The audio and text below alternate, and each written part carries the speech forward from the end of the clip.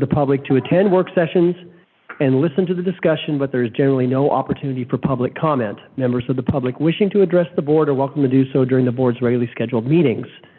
First item is to discuss the formal agenda, and I'll turn it over to our county manager, Don Boone. We do have an item that we want to add. Thank you, Chair Coelho, members of the board.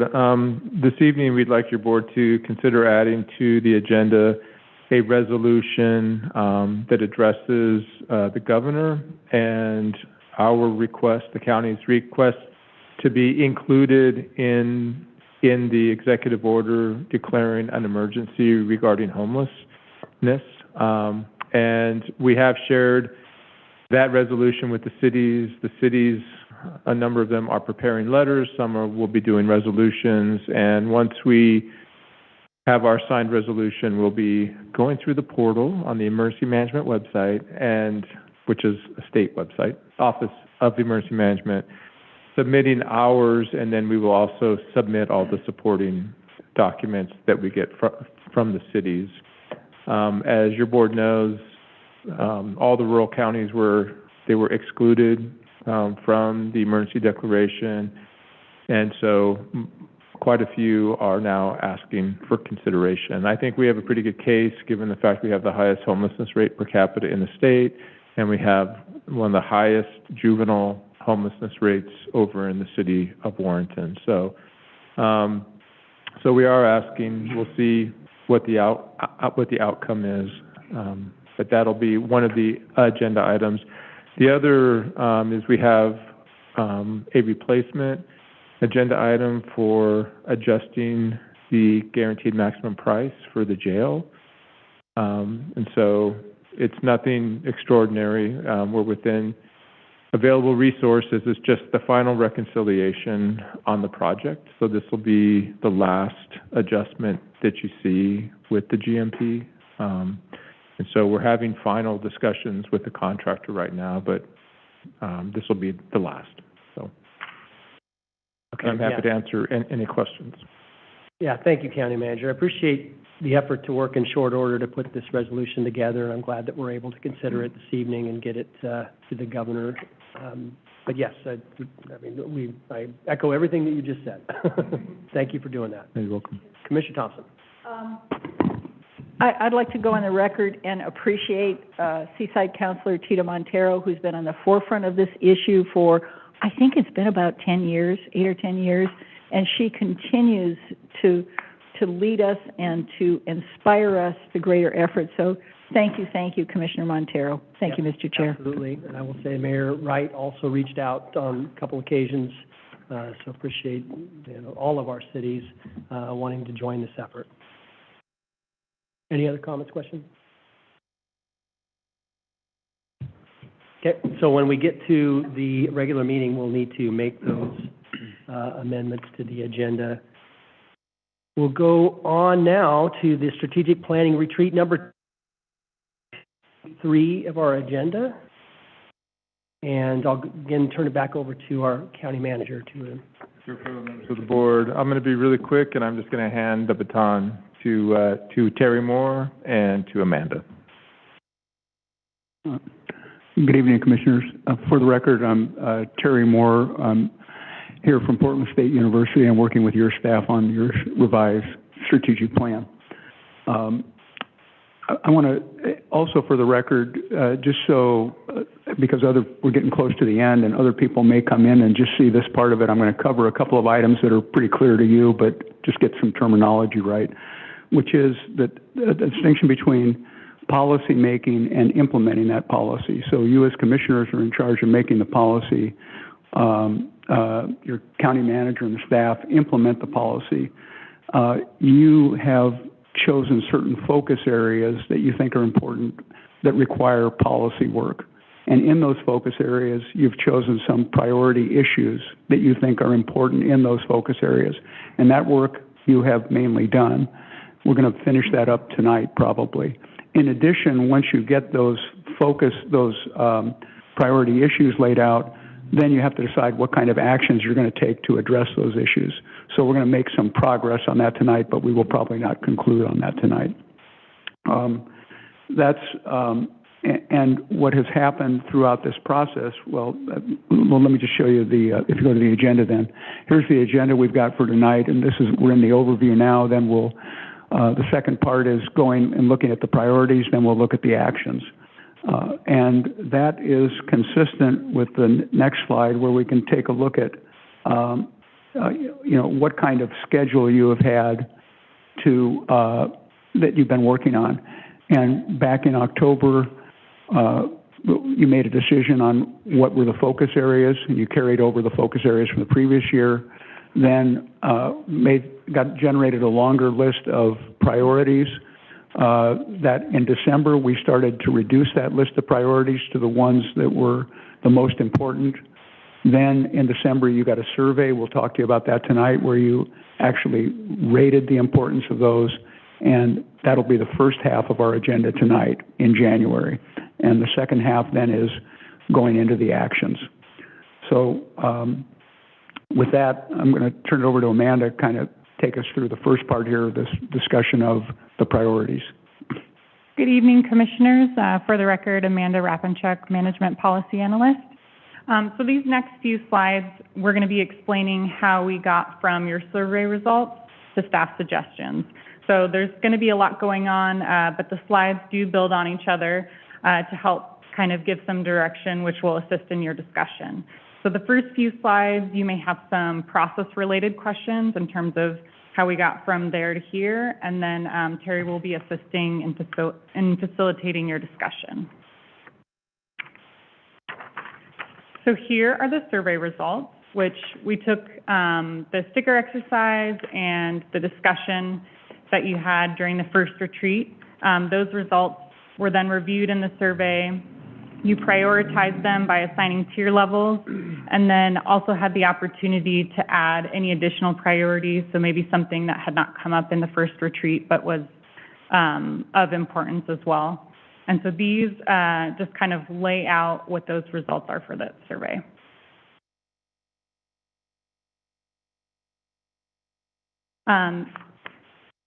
Next, I'm just going to talk a little bit about the staff analysis. Essentially, we created categories to ask questions like, does this make sense for the strategic plan, and also how much time will something take? So that first category, category A, we're looking at, is this going to be something that can be resolved maybe in 1 or 2 work sessions? This might be an item that could be delegated to staff or is potentially outside the county's authority or jurisdiction.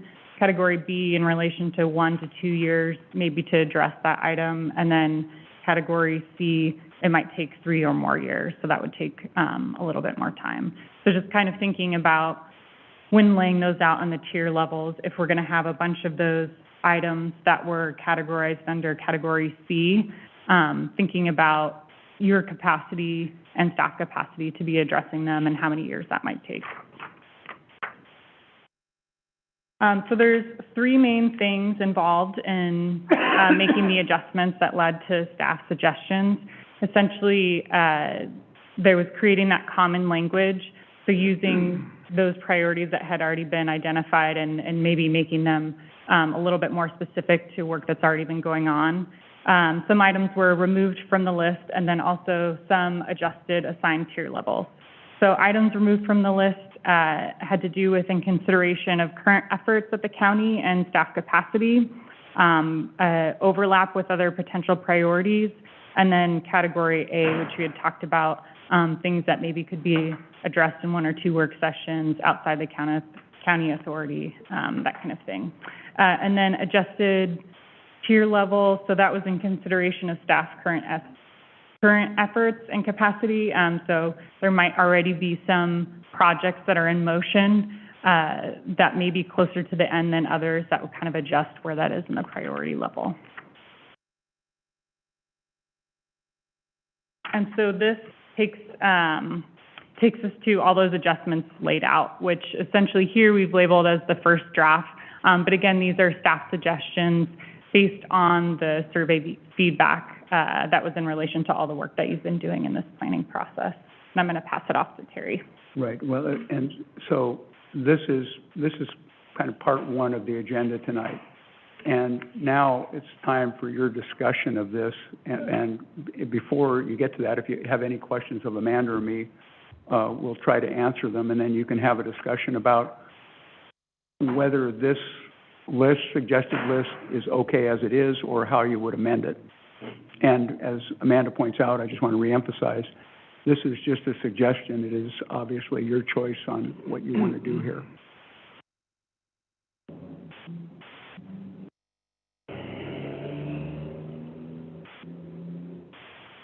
Okay, do we have any comments, questions at this point? Mr. Chair? Yes. Mr. Thompson? This is extremely well done, I think.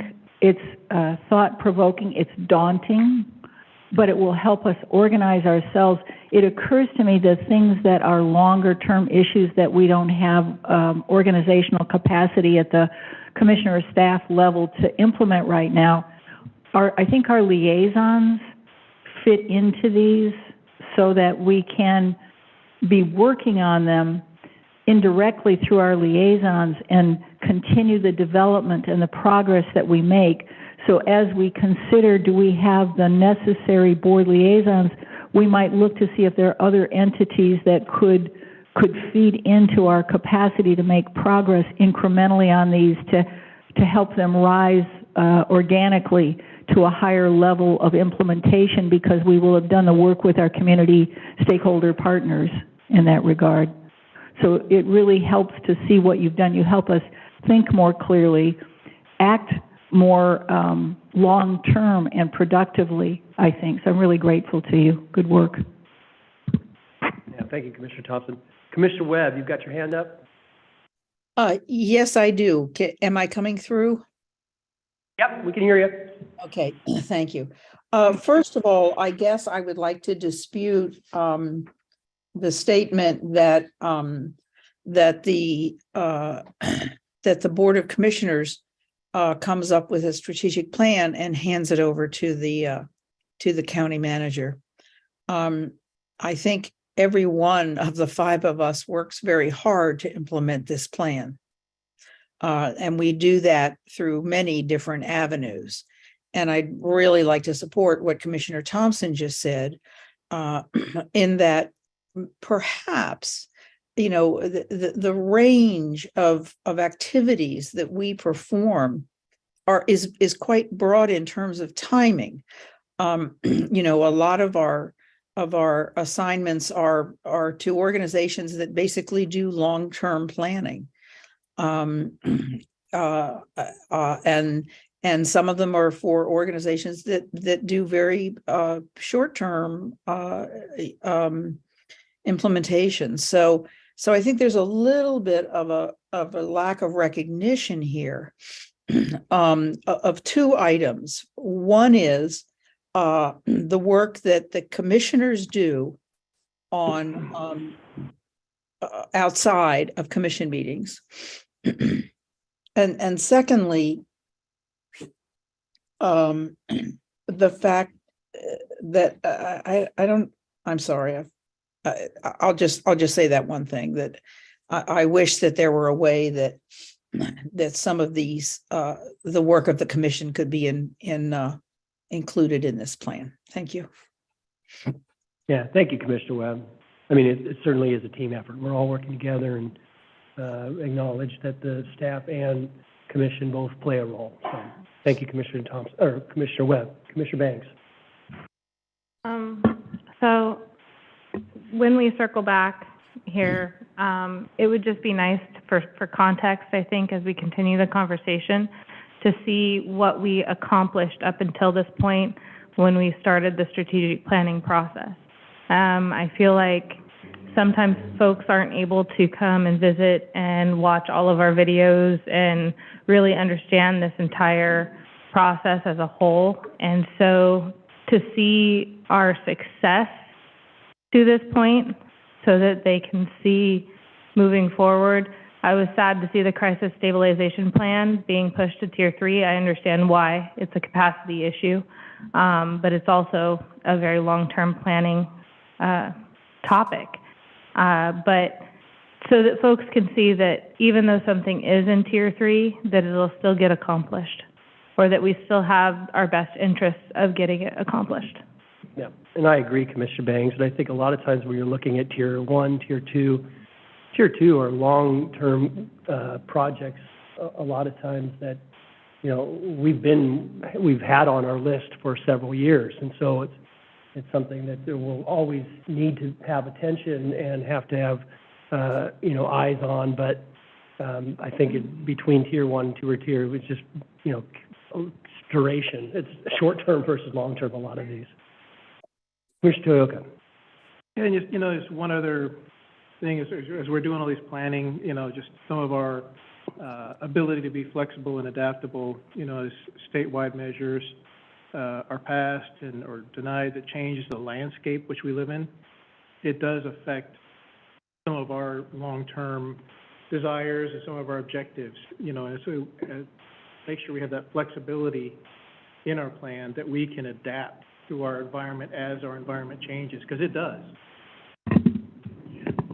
Mr. Chairman? Commissioner Thompson. Excellent point, because I'm thinking about, to really bring in everything that all of my colleagues have said, because I agree with the comments made. I've been talking to the sheriff, for example, about doing quarterly reports on the law enforcement landscape in Clatsop County. So he comes to us once a quarter with a one-page report that relates a lot to ballot measure 110 and the impacts we're seeing.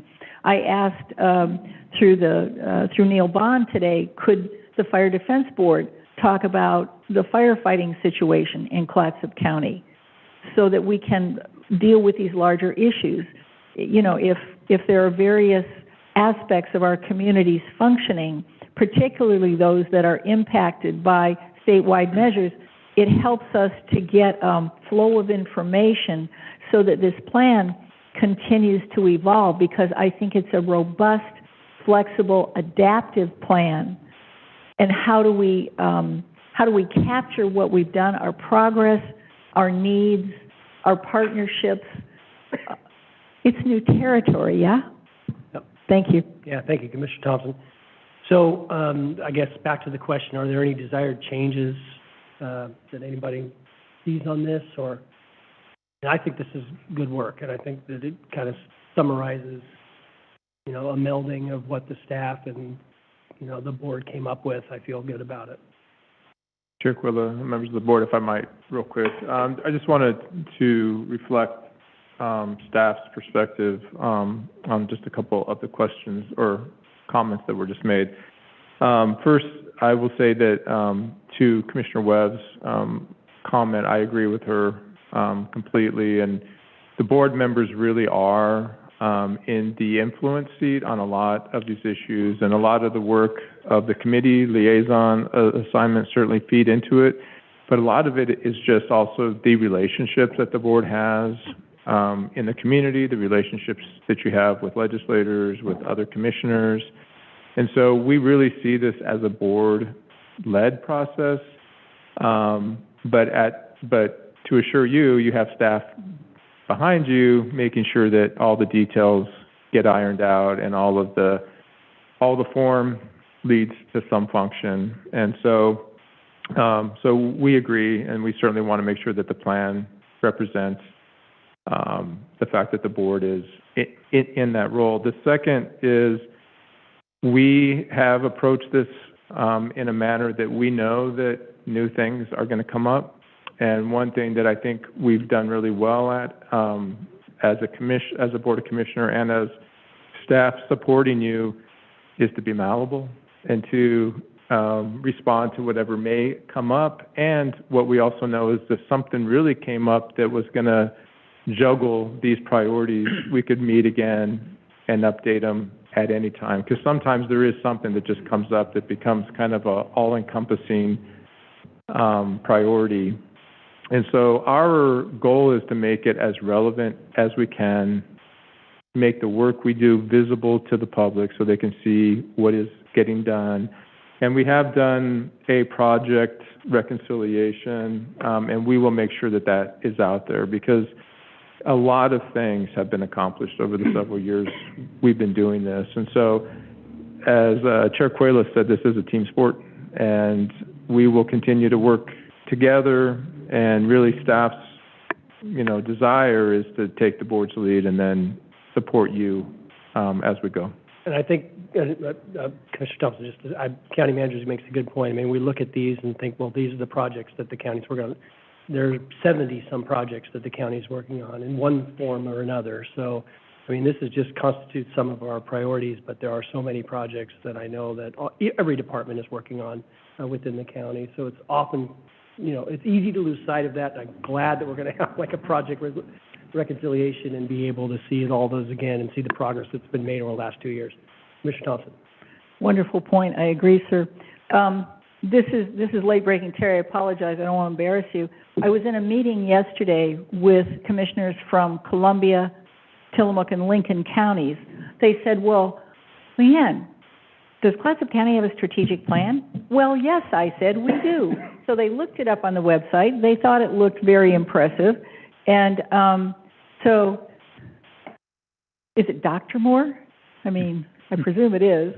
Our wonderful consultant has the contact information. It's possible that we can have a regional collaboration to maximize the impact of what we're doing. Now, that's conjecture because we're just now raising the issue tonight. But if we're looking at how do we have maximum impact, collaboration, coordination, the concerted outreach to our legislators with each other and all of that, and if we've got this expert strategic planning support and it proliferates, then we'll have that consistency and that cooperation that hopefully will magnify our efforts. We can hope. Were you trying to retire, or did you want more work? I'm sorry, what was that? Were you trying to retire, or did you want more work? Well, we'll see. I've committed to make a phone call. Actually, I've committed to make 3. We'll see what happens. I agree, Commissioner Thompson. I think regionalization and being able to, bring more people together certainly makes a lot of sense. Yeah. And I'll be telling them that you volunteered to come down there and make a speech on how it all works. So. Exactly. We have a really tight agenda tonight, so I'm going to, but I do want to just address a couple issues that the county manager didn't address of yours. One is, because I agree with everything he addressed, the other one that I just want to make sure that everybody remembers is that this list is a small part of what the county does. The county delivers services. The bulk of your budget is on delivering services. So when you look at what the county does, you're looking at some strategic things, but it's not everything that you're doing. So that ties to a second point, which is when you talk about, for example, Commissioner Thompson, the sheriff coming in and making a report, that's part of a different job that you have of monitoring how the services are being delivered. You don't deliver them, but you do monitor them. But it does tie, as a couple of you pointed out, it ties back in that if you are getting those kinds of reports, then issues that come up that are not getting resolved start to be seen as strategic issues that become part of your next strategic plan. Or, as the county manager points out, you've got the system set up. If they are bad enough, you say, this is more important than 3 of the items that we have up there right now. So we're going to change our strategic plan right now, and you can do that. So everything is set up to allow you to make those kinds of decisions. I just want to assure you of that. So now the next part of this is pretty much an impossible task, which is you've got 18 priority areas here, and all of those priority areas could have 1 to 5 actions associated with them. And if you do the multiplication, and you haven't seen any of those actions. So, but we didn't want to give you a blank list. So what staff did is they thought about what sort of made sense, what they've heard you say before, and we're going to show you that list right now. But I want to be really clear on what the assignment is when we get there. The assignment is to let us just quickly show you the list, and you kind of eyeball it, and then you decide what you want to talk about. And in the time that we have available, at the end, the question that we would like you to answer is this so clear that you think that we've got enough direction that we can bring you a plan at the next meeting, or do you want another work session to get into a little bit more detail about the actions? So with that, let me flip it over to, and you'll see this on your screens, and all I'm going to say is there's governance, and you've got the drill. Governance is the focus area. There are the 3 priorities that Amanda talked to you about. Here are some ideas that staff had about possible actions. Those are just ideas. The next one is infrastructure. Many more objectives or priorities related to infrastructure. Lots of ideas here. And I'll give you, a minute to try to look at those. Are you ready for a response? No, actually, what I'd like to do, I'd like to be able to say that we showed you how much there We'll go through was. it all, and then we'll. So that you got an idea of just how big this assignment is. And the next one is economic development, smaller, just a couple of priority items, and the actions are pretty clear. One thing that I forgot to mention is most of these things, when you look at them, you'll see words like plan, study, evaluate, and then you'll see words like implement, continue, et cetera. So a lot of the actions break down that way. Things that we know enough about, that we've already started, that we've got a mandate to do, that we've got a important requirement on, we've already done the evaluation, let's do it. But you got other things where you go, this just came up, I don't have enough information yet, we need to get some information. And so those words, they vary a little bit, but in general, that's what's in this thing. And you've got a mix of them. But what I think I said last time is, new commissions doing a first strategic plan, 90% of them are evaluate because they don't have any information. You've got a lot more get it done than most strategic plans have. The next one is the environmental. And here there are a couple that are left blank here. In that case, it was the staff's opinion that it was a pretty broad topic. There hadn't been enough talk about it among the commissioners. And rather than making a guess, it was better just to leave it blank and not look like we were leading the commissioners, and especially not leading them in a way that they had never intended. Next one is social services. So those are the 5 areas. And Commissioner Coelho, if I could, I would just turn it back to you now and say, we could go back to the top and start to try to work our way down, or you could decide, well, everybody really wants to work on social services, let's start here, or you could have a more general discussion. So why don't we go to the top and then just kind of work our way down? So if we go back to the first,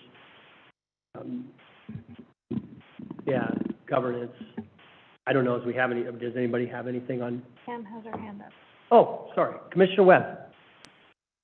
I can't imagine going through this list, never having seen it before, in the next 20 minutes. I get, and I know this is an ironic thing for me to say right now, but I always feel that strategic planning efforts do better when everybody's sitting informally around the table together. And I just can't imagine doing a good job on this in the next 30 minutes. So I would be very much in favor, especially having never seen these before. I just wonder if there isn't a way that we could make this into a truly, a fruitful planning session. Well, it's certainly our purview to do another work session if we need. I think we could probably start at least and go through each one and see where we get. How's that, Commissioner Webb? Well, I think there's something to be, I kind of do this for a living, this strategic planning stuff, and there's something to be said for the place and the atmosphere and the time allotted for thoughtful long-range planning. And I think that, to be able to set aside several hours to deal with each of these, to have a robust discussion about them, I think would just be much more useful than having some of them be, suggested by staff and some of them being blank. And I as I say, I just feel that we're not using our best selves. If we, and that Commissioner Thompson and I are going to ask for a biological break before our meeting. So anyway, I just think this is so important. And God knows in the last 2 years, we have spent precious little time in the same room together. And so I just think it would be wonderful to be able to be sitting around a table with coffee and Teresa's treasures and really taking the time that I think our citizens deserve with this. But Well, thank you, Commissioner Webb. And this might warrant another work session. You're right. I would like to spend a little bit of time kind of going through this now, and then at the conclusion, we can decide how we want to proceed. So, Commissioner Thompson, Thank you. you had your hand up. Agree. Thank you, Commissioner Webb. Appreciate it. Commissioner Thank you. Thompson, you had something? Mr. Chair, if we can just take a first cut at it and then Yep. see if I later. think that's the way we should proceed. So we've got the governance actions in front of us, some of the priorities, county operations sustainability plan, community stakeholder engagement, equity plan, and some of the actions. How do people feel about it? It looks good to me, so I don't see anything that needs to be. Commissioner Webb, how do you feel about that? Governance. Let's carry on. I feel the same way as I did 3 minutes ago. I just need more time to process this. I'm Okay. sorry. I know my brain is not functioning as well as everybody else's No. is, so I'll try to be quiet as much as I can. Well, feel free to raise your hand and enter into the discussion as we go. We'll move on to the infrastructure actions. That's the one I left out. Okay, we got a lot of hands up. Commissioner Thompson. Okay, so ODOT has two budgets. I've heard the presentation several times. The capital side of ODOT was funded by House Bill 2017 to have robust funding for capital projects. The operations and maintenance side is woefully underfunded and going broke. For that reason, rather than suggesting an ODOT study, what I've been focused on is the development of a county traffic safety committee in this county and in the other counties of District 7 so that we can develop information at the grassroots level, take care of what we can take care of at our grassroots level, and then feed information up through Northwest Act, which I'm chairing, and then take it up to the Oregon Transportation Commission and ODOT leadership. So for myself, I would rather not see feasibility study in transportation safety. I would rather see the formation of a county traffic safety committee. And I've been working with the county manager and the sheriff and the road staff. Everybody's enthusiastic. We're moving forward. Okay. Yeah, thank you for that, Commissioner Thompson. Any other comments? Commissioner Banks? Looking at the rural broadband expansion, I'd love to see Napa Svensson on that, considering our most recent concerns and issues that we've had in our district regarding just not having service or being able to make landline phone calls for the last 3 weeks.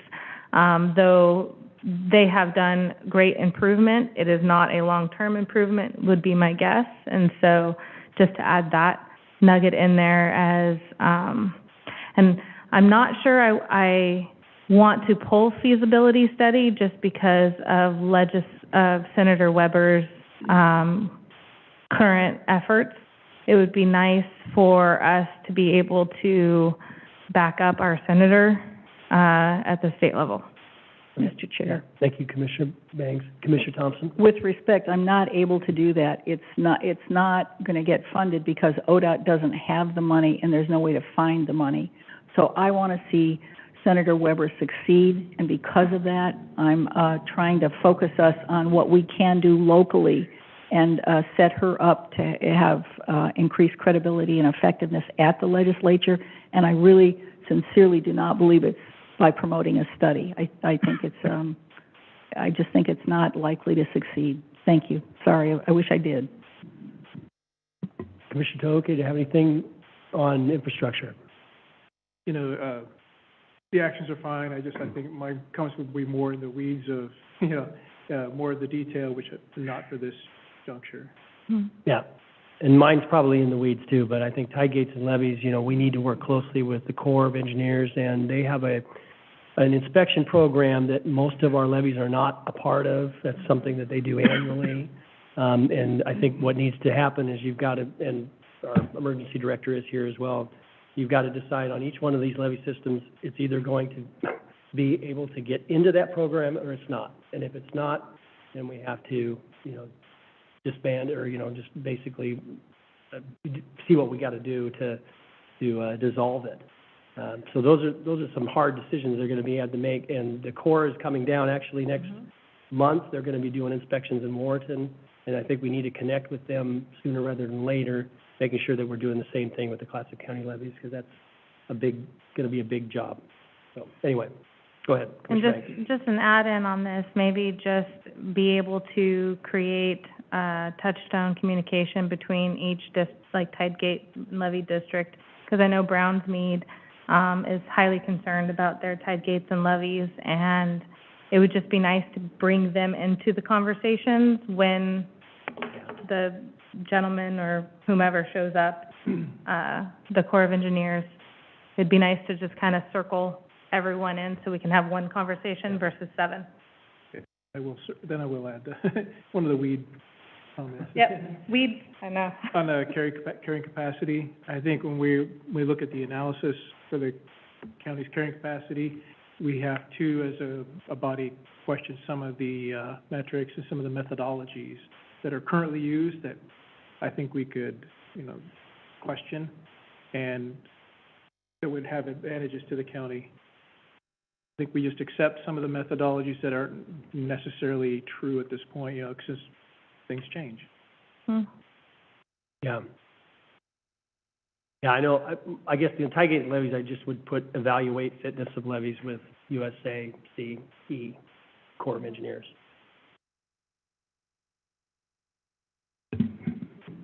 And just for the record, supporting the inclusion of Napa and Points East in the broadband study, Ariane Colombo is adding a consultant for broadband at the Broadband Action Team for Colpac for the region, and she sees that. I've talked to her. She's happy to add that. I think that's extremely relevant. Thank you.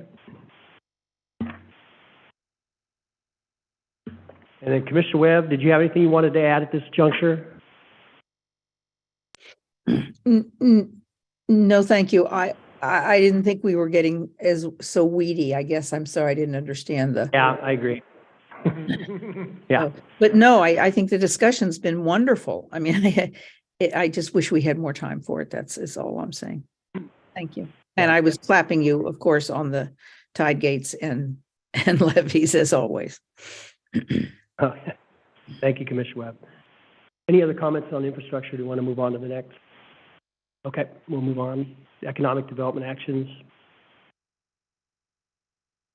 See what the actions are, develop a plan, evaluate regulatory barriers and gaps, work with regional partners, create the toolkit for business incentives, and then workforce housing inventory, participate Clatsop Regional Housing Task Force, which met today.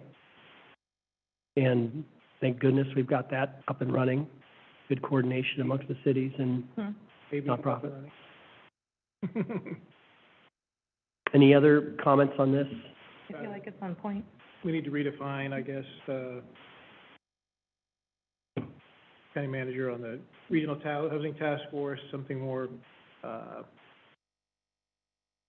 stable, or we restructure to, instead of having one city guide us, how do we have a different entity or different organization find that task force to provide greater stability. One city can't sustain it, so how do we provide that, you know, either whether it's from the county or state or some other entity that could be long-lasting? Thank you, Commissioner, and that's kind of a timely comment, because we just found out today that Jeff Adams from Cannon Beach is actually going to North Carolina, and he's been kind of the linchpin in planning it. And so we had a conversation where Crest right now is going to kind of take over some of the coordination pieces until we can figure out and have some of those longer-term discussions. That's a bummer. I didn't know that Jeff was leaving. And we just found out today. He's been pretty instrumental in leading that group and had some great ideas from his time in Colorado that he's brought up here. So that's unfortunate to hear that that's leaving. Yeah, well, good. I'm glad that Crest will be able to step in and help facilitate. Commissioner Webb. Well, I was just gonna add that that in Tillamook County, for instance, they have really staffed up at the county level on housing, and they have also created I can't remember whether they call it a housing commission or something like that, that is dealing, and it's being basically staffed by the county. And I think that's something, we've been very generous already, of course, in our financial support of the Housing Authority, but that's for various, very specific Housing Authority activities. And that we might want to contemplate actually, creating a more robust in-house leadership at the county level. Especially, I hadn't heard about the issue. I didn't think that very bright, experienced guy in Cannon Beach was going to last all that long, but did we, maybe we're trading him for Justin? Was that what happened? I'm sorry. Yeah, right. That's Justin's neck of the woods. Yeah. Well, thank you, Commissioner Webb. Commissioner Banks. I would be very hesitant of discussing increasing staffing levels when we're currently facing a budgetary shortfall or budgetary impact here in the next year in regards to the HCP. So I think that fiscally responsible and cautious budgeting should be our forefront before we start trying to throw extra or new staff at something. That's just my personal thoughts. Thank you, Commissioner Banks. Commissioner Toyoka? And I agree with that, Commissioner Banks. And, part of the Regional Housing Task Force was not supportive or transient housing. It was, workforce and low income, which is not necessarily government funded, government driven. The responsibility of, the governing body is to provide access, to provide, the path for private enterprise, for other agencies to develop those programs. And so I think that will not increase staffing. So, and it is, we're behind probably 10 years anyway. We really have to focus on how are we the conduit to get that development done outside of government agency and outside of taxpayer dollar. Thank you, Commissioner Toyoka. Any other comments? Gary. I just want to, first of all, you're doing not exactly what you're doing way more than we hoped. But I also want to pay attention to time because you've got another meeting behind that. So, and I want to make sure we get a summary at the end. So in anticipation of that summary, I just want to say that Amanda has thought about how we could adjust things around by way of schedule so that there was more time for this kind of discussion, because we saw this as a potential problem. So if you go that direction, we can make that happen. And so just looking that way. Yeah, I think so. I think it's Chair Quayle, members of the board, I think what we'll do is look at the daytime meeting, but that might, I don't know if that works. One of the challenges is that for these evening meetings when we're all here, typically is also when we only have a short amount of time. And so one option will be to try to do it during one of the morning work sessions, or the other option is to maybe start a little bit earlier before the evening meeting when we're all here otherwise. So we will get over that hurdle when it's time. So, but just wanted to say, never as easy as you hope, so. Thank you, County Manager. Okay. Environmental quality. Yep. I mean, I think the FEMA BIOP is going to need coordination with our other counties that have already done a lot of work in that. That's Tillamook County, and also it's legal. I mean, so that's going to be, you know, county council working with whoever, you know, might be at the forefront of this. I know that a few years ago, I'm trying to think of who it was, Miller Nash or somebody like that was the principal attorney. So I think just getting linked up with the right people is probably what needs to happen. Mm-hmm. Then water quality and needs assessment. You know, there was a regional water study done about 15 years ago or maybe more, and I don't know where it even sits anymore. You know, Commissioner Thompson? Well, Commissioner Magruder, there's a House Bill 5006. Commissioner Magruder has been working with Rep. Owens and Rep. Helm on that. So if you like, we can ask for an update on that effort. I think that would be helpful. There's no reason to reinvent the wheel on a lot of this stuff. I think we've got to start from where we've already done some work and build. Commissioner Magruder has been doing great. that work, and we can invite her to either come or Zoom in or something like that. And I also know the attorney that worked on that water study about 15 years ago, so if I could get to him, maybe he can help us too. So, more fun to be had soon. Thank you. Commissioner Webb. Yeah, I think that there's a considerable amount of activity that needs to be planned behind this action. Our watershed councils, which are increasingly collaborative, are doing an awfully good job in assessing stream conditions and watershed quantity issues, and so I think they're a great resource for us. So to me, I think maybe part of this is just is reaching out and doing some analysis simply about what conditions are in each of our watersheds and talking about you know, so to me there's a lot of background research, but I think a lot of the information is right there. You know, DSL and OWEB and folks like that have it. It's just a matter of making it local and obvious to us. Thank you. Yeah, I agree, Commissioner Webb. Good point. Commissioner Thompson. Well, I had a slightly different point of view. Okay. When Commissioner Banks says we're looking at multiple millions of dollars worth of budget shortfall, and we've already got our staff working at 120%, the data may be there, the work may be called for, but our physical human capacity may not be able to stretch to encompass that work. And I want us to be conscious and thoughtful and respectful of the legitimate limits on the energy of staff. I don't want to burn anybody out. I don't want to have anybody crash and burn. Thank you.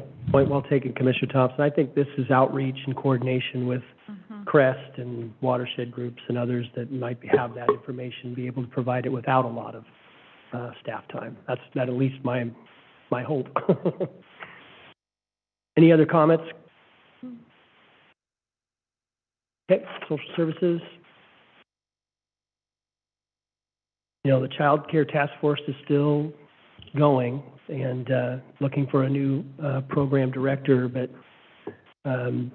you know, that I think is still the best place for that. Interviews are tomorrow. Interviews are tomorrow for, I guess it's not a program director, it's program manager. Program manager. And I think the assigned action chair, Quillas, and members of the board is probably just continue. Continue what we're doing. I don't, yeah, I think that's the best. Mr. Thompson. Mr. Chair, colleagues, when we look at social services actions, I haven't reached out to the CCO, but if we're looking at the essential service partner with disposable millions of dollars in public funds, it's the CCO. I don't know how we put that in our strategic plan. I don't know how we engage with it. Yeah, I have it on my personal list, my placeholder list. But it's, for me, it's the elephant in the room. I don't know what to do, but Yeah, noted. yeah. Thank you, Commissioner Thompson. Going to be doing, our own resolution with regards to homeless initiatives this evening, so we're, crisis stabilization. Does anybody have any comments on any of these items? Oh, Commissioner Webb. Yes, I just wanted to say that I felt that our child care initiative was so effective. It was so quick. Now we used ARPA money for that. Am I right? Well, we used ARPA money, but we also received money from Providence Seaside Hospital. We received money from Columbia Memorial Hospital. We've got Northwest Natural Gas. So there's a lot of Right. entities that are joining in funding. Well, I think that was such a fantastic effort on our part.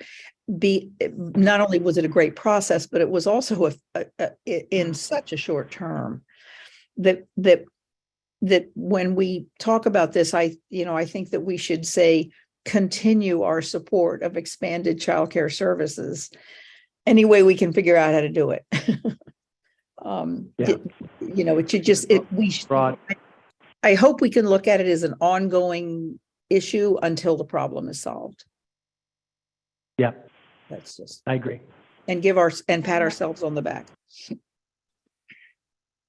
Commissioner Toyoka? Just one quick one on the micro-housing project. I think if, you get a collaborative effort with community partners, to Commissioner Thompson's point, that's when we engage other partners and collaboratively, combine funding to get a project done. I think that project alone can pull in a lot, utilize a lot of services and, provide a great service to the communities. Yep. Agreed. Any other comments? Okay. Terry? Well, thank you for that. I think I'd like to maybe turn it back to you to say, just to give us this direction. Do you want to move fast and try? The fast way is to say, okay, staff, that's what we told you. Figure it out and get us something for the next meeting, and have a draft of the plan, and then we'll hammer out the actions then. One extra step, which would be one extra meeting, would be to say, no, let's go and do some work on these actions, but the next meeting will be about the actions. And then when we come at the final meeting, you'll have a plan that you probably can adopt because you'll have been through everything. I'm fine with that, your second proposal there. Yeah, I mean, we had such a wonderful, robust conversation. Our in-person meeting, I don't know, was it a couple of months ago? I feel like this direction is a pretty solid direction to go off of. And I don't think staff needs to turn around in a week and apply, anything. But what I'm saying is that I'm comfortable with whatever staff brings back to us in a final meeting. Well, Chair Quiller, members of the board, if I might suggest that we do take what we've heard today and make some adjustments to the actions, but knowing that the board will want to have further conversation, because there are still a few that could use a little bit more conversation just for staff's benefit so that we know how best to move forward. And at the end of the day, we just want to make sure that it does represent your board's desires. And so I don't think it has to be a long process, but I think if we can take an hour and really spend, or more, if that's necessary, but take that time and really make sure that you feel comfortable, then we can adopt it at the next meeting. So, thank you. Sounds good. Everybody good on that? Okay. All right. Thank you. Okay. Thank you very much. Thank you very much, Terry and Amanda. Mhm. Appreciate your hard work on this. Look forward to seeing you again soon.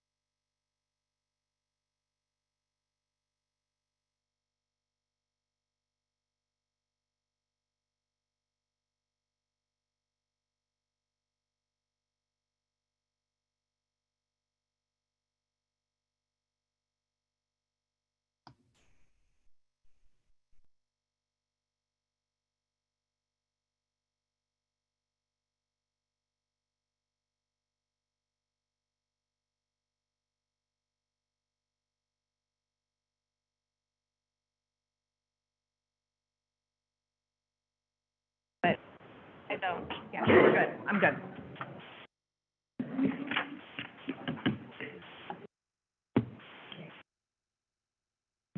Okay, we got everybody?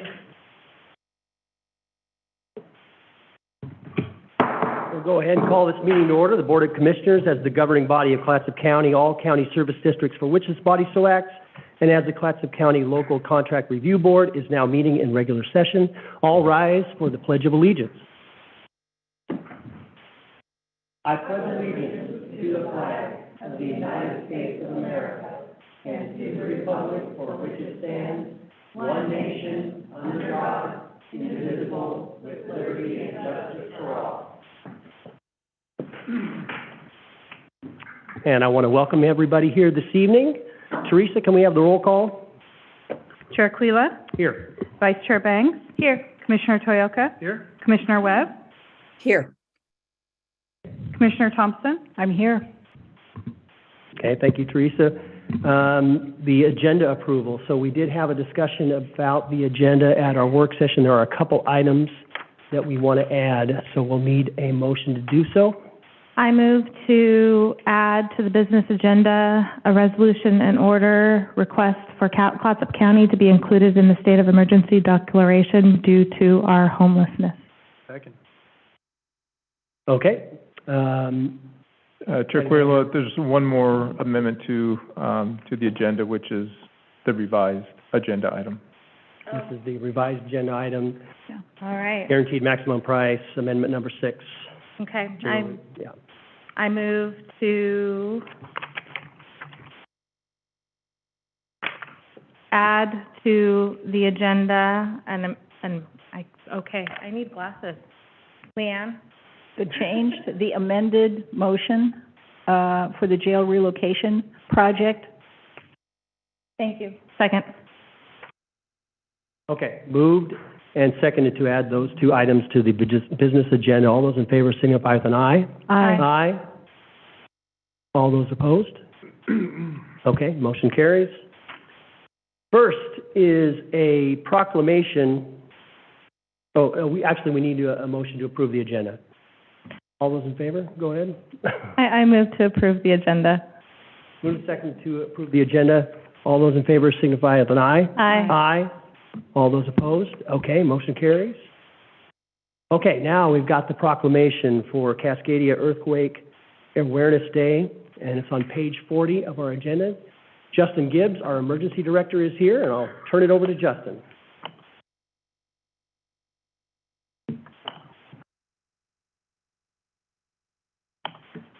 Chair, Commissioners, I appear before you this evening to present the Cascadia Earthquake Awareness Day proclamation for your consideration. Cascadia Earthquake Awareness Day was first recognized in 2019 as an event to encourage people to create a disaster plan and prepare for emergencies, namely by remembering the last large rupture of the Cascadia subduction zone at around 9 p.m. on January 26th in the year 1700. An earthquake with an estimated magnitude of 8.7 to 9.2 occurred in Clatsop County.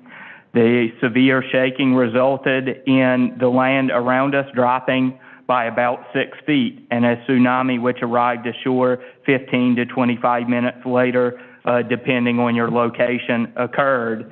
While experts cannot predict the next catastrophic earthquake and tsunami when that will occur, as the county increases its ability to prepare for such an event, we encourage citizens of Clatsop County to take a few moments tomorrow to increase their level of preparedness. And some steps they can take to do that is to practice drop, cover, and hold on to beat the wave by looking up tsunami evacuation routes that are near their home, work, and school, and then walk those routes, or to start or update their their disaster plan, whether that's, it doesn't have to be for an earthquake, just practicing for any emergency, because it's very overwhelming to think about Cascadia in such a large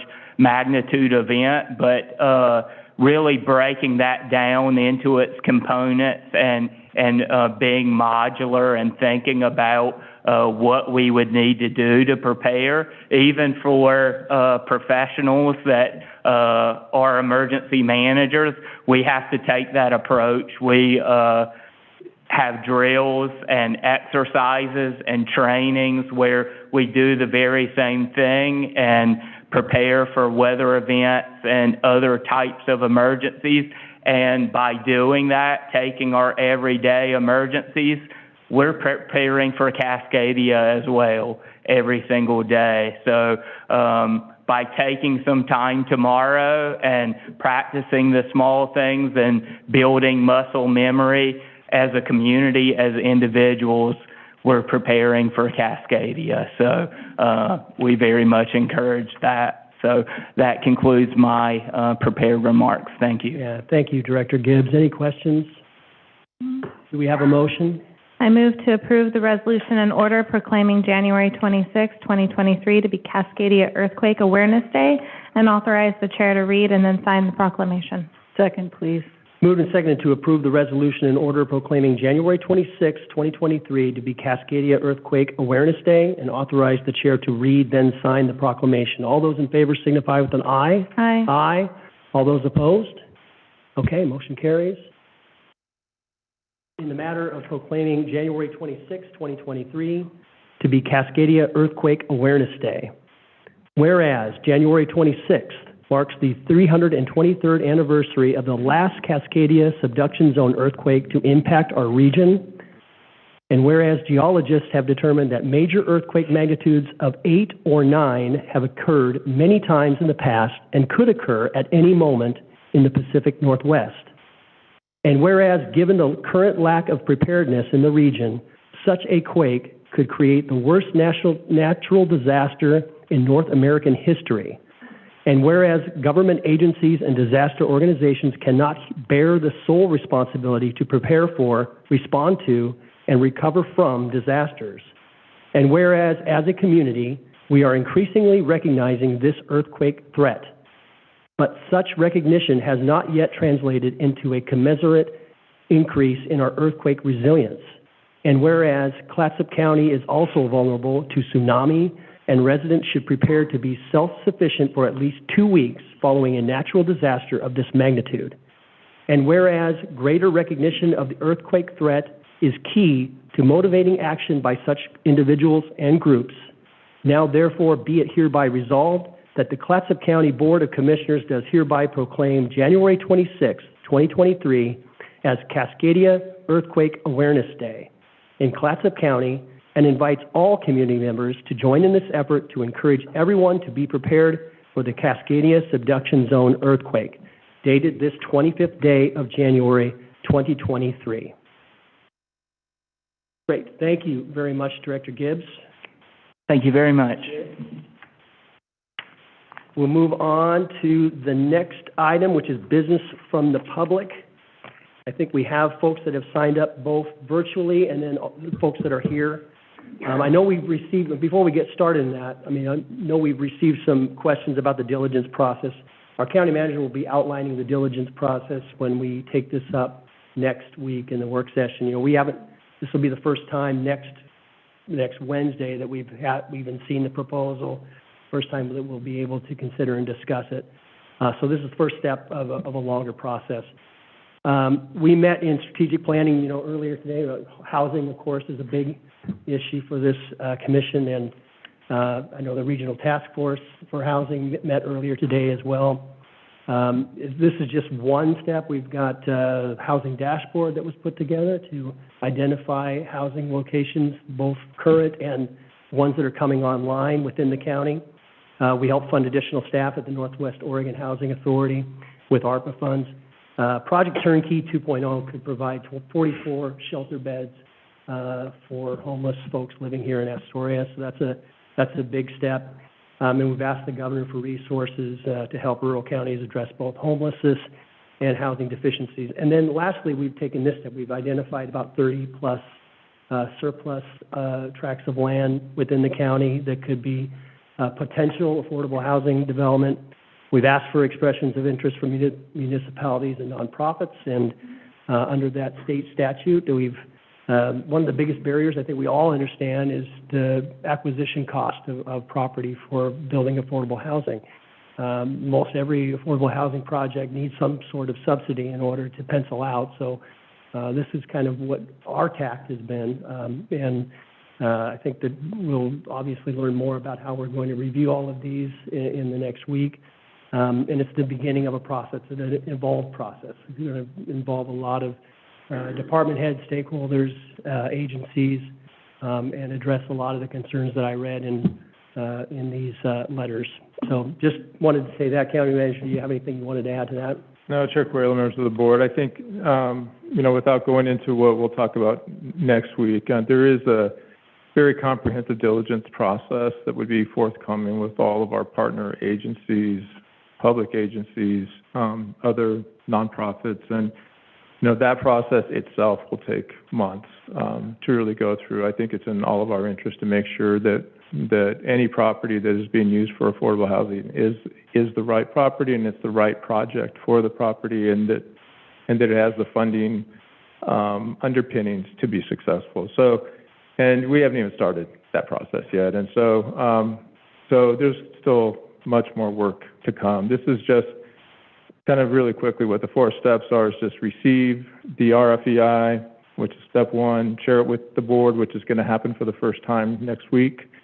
And then if your board directs us, we'll start the comprehensive diligence process, and then at that point, there'll be a staff report generated, and then that will come back to your board in a work session and made access to the public, and then your board will have a range of options at that time, including maintaining the property in the surplus inventory, or to dispose of it in some other fashion. So there's a wide range of options that the board has, and we need to get through that diligence process before we really know what's going to happen. Yeah, thank you, County Manager. Appreciate that. I know that a lot of people have signed up to talk about the Arch Cape property, so I'm glad we kind of gave a preface in advance. So public business, this is an opportunity for anyone to give a 2-minute presentation about any item on the agenda except public hearings or any topic of county concern that is not on the agenda. So per the board rules, comments by an individual under business from the public will be limited to 2 minutes, and the maximum time allowed, including all speakers, is 30 minutes. So clerk of the board, has any member of the public signed up to speak remotely? Yes. Okay. If yes, please wait until you're called on, then give your name and address for the record, and you'll have 2 minutes to speak. I will go ahead and... Sure. Okay. Cheryl Wakovich. Cheryl? Hi, I'm Cheryl Wakovich, and my address is 98344 Ravenhill Road, Arch Cape, Oregon.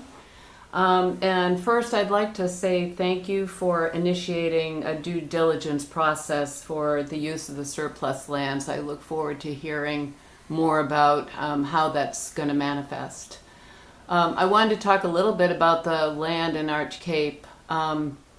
It's being considered by North Coast Housing Solutions to build 25 duplexes or 50 units as workforce housing. It's remote and the land is likely unstable, and it could be further exacerbated by deforestation, which would likely be needed to be done for building, fire risk, limited water service and wetlands, causing the project to drag out and wasting county resources. I've worked in the public for over 40 years, and I've done work with the homeless and low-income populations in both Thurston County, Washington, and Los Angeles, Skid Row. And I know without a doubt how important housing is. I also know how important it is to have a strong access to services such as healthcare, schools, and grocery stores at a minimum. Giving this land to an inexperienced developer is capricious, and low-income people could easily remain unhoused. It's imperative that the Board of Commissioners make sure that housing can be built in a timely manner in an area where people can live, not just satisfy a pipe dream that never comes to fruition. Thank you. Thank you, Cheryl. Next. Eric Fast? Eric?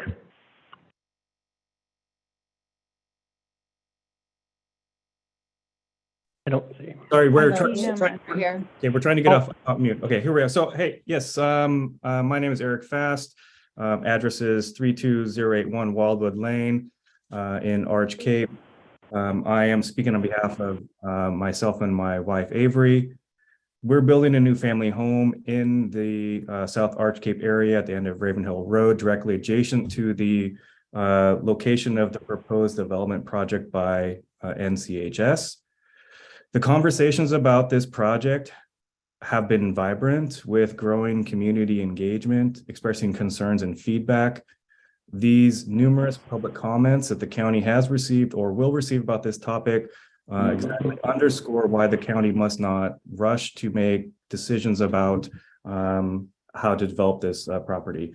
First, we do recognize, and thanks for the information about the process that's being developed, but we want to make sure that the county does actually follow through with their due diligence processes to build housing where it needs to be built, with rents consistent with state and federal statutes and available into perpetuity.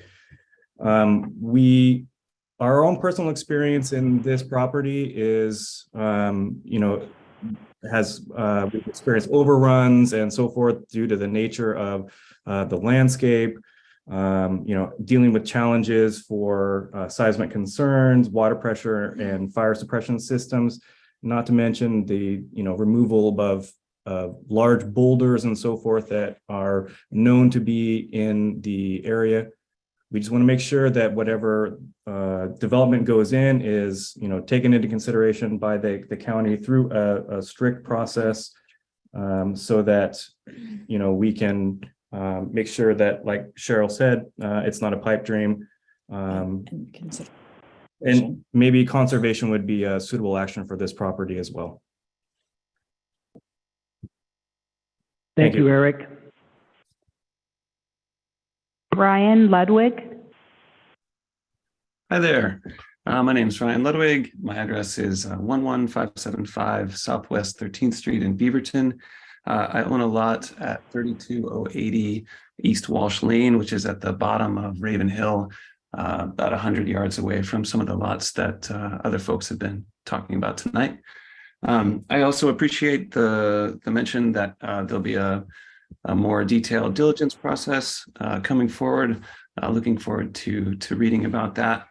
My main concern is what that process is when taking something that is public land and giving it to private developers, and making sure that there are appropriate environmental considerations taken into account when that happens.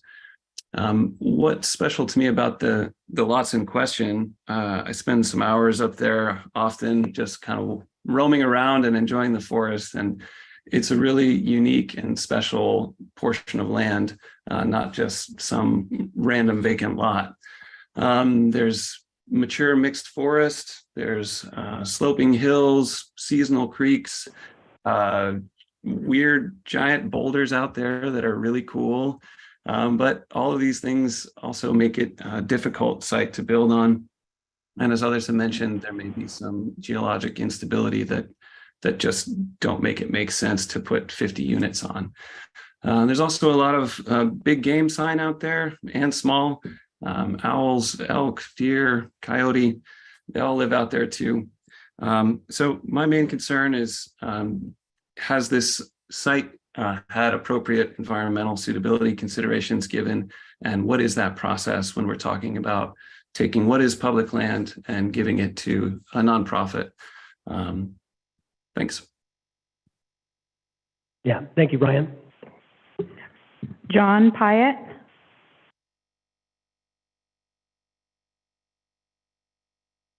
John?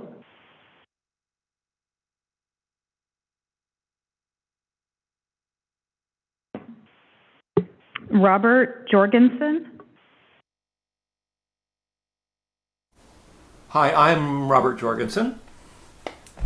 First of all, I'm noticing the county has initiated the beginnings of a due diligence process, and I thank them for this step in the right direction. Obviously, allowing an inexperienced developer to attempt this proposed project in Arch Cape without a detailed and transparent process of due diligence to evaluate it would be grossly irresponsible and an invitation to disaster. I think we agree on that. The process should include at least the following considerations: to evaluate and rate specific properties in housing opportunity areas according to the needs of the people. Number two, to consider all the services and available infrastructure, including roads, sewer, water, broadband, etc. Three, set qualifications for developers and consider their project experience, evaluate evidence of sufficient staff. Number four, clarify expectations about land ownership, deed restrictions, eligibility requirements for tenants and buyers, conditions under which the title reverts to the county. And five, make sure applications to build address all necessary county planning requirements. The residents' greatest fear is that without proper feasibility studies first, the county will give away the land and an inexperienced developer will attempt to build and fail, and our once vibrant, rich forest will be lost. A Clatsop County manager has recommended the commissioners to use a clear 5-step process. We, the taxpayers, have the right to expect the commission to follow this process here as well. I appreciate the time. Thank you. Thank you. That's all that's signed up virtually. The rest of you have the blue card. Okay. So everyone else is going to be here in person. So you'll wait till your name is called, come forward, give your name and address for the record, and then you'll have 2 minutes to speak. First is Bob Sorelli. Hey, thanks a lot. First is with the Yeah. Okay, Bob Sorelli, Arch Cape, 31897 Maxwell Lane. Due diligence is the big word tonight. Not only for the developer, but for you guys up there. I know that we need housing in Clatsop County. Is this the right place for it? I'm afraid not. The due diligence that you would need to do, you would be, well, after you do your due diligence, it would be unfair to give this property to this man or this developer to try to go. It's going to be a failure. Right next to the property, there were two, adjacent to the property, there were two well-heeled developers in Clatsop County that did a development there and failed. Both of them went broke. It ended up costing Clatsop County a lot of money and potentially, and not potentially, then eventually all of the other property owners that ended up with property there a lot of money to get it back onto the proper course for Clatsop County. So the due diligence, to build a house on a 75 by 100 square foot lot in Arch Cape takes about 75 pages of presentation to get through everybody that needs to be gotten through. And that's with sewer, water, electricity, all the utilities right there beside the property. Needless to say, nothing is there on this piece of property right now. Due diligence, again, by not only you, but by the developer is really, really going to be important. I don't want to see, I'm very familiar with this property up there. I don't want to see another development come in like the one that is adjacent to it, where they come in, spend a lot of money, don't get it done right. I noticed Terry Hendricks' name is up there on the board behind you. I definitely want to make sure you guys talk to Terry Hendricks, Dean, and Ted. They are going to be very much knowledgeable for your help. Thanks. Thank you. All of our department heads are going to be a part of this process. Absolutely. Next is Paulette McCoy.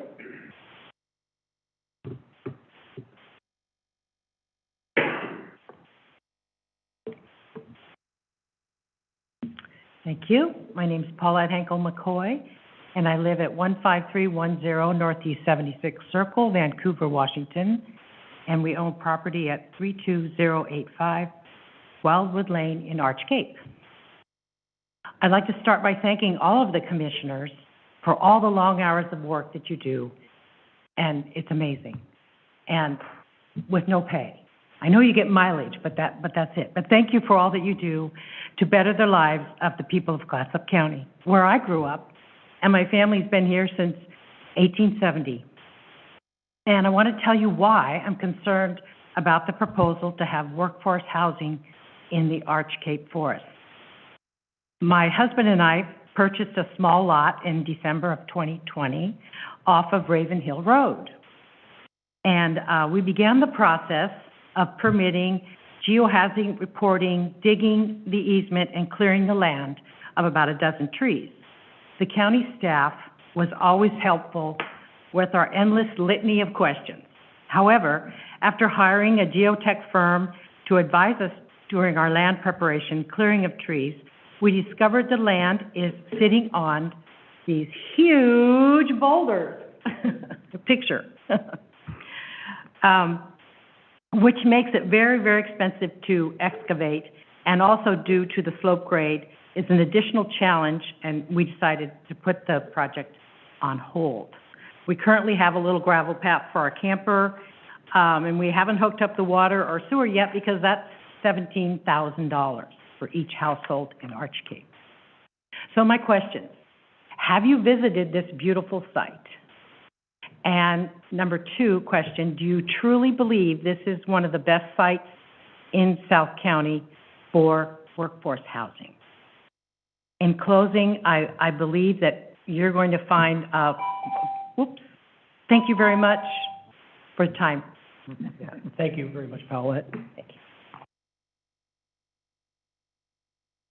And next is Chris Mastra. I'm sorry, what's your last name?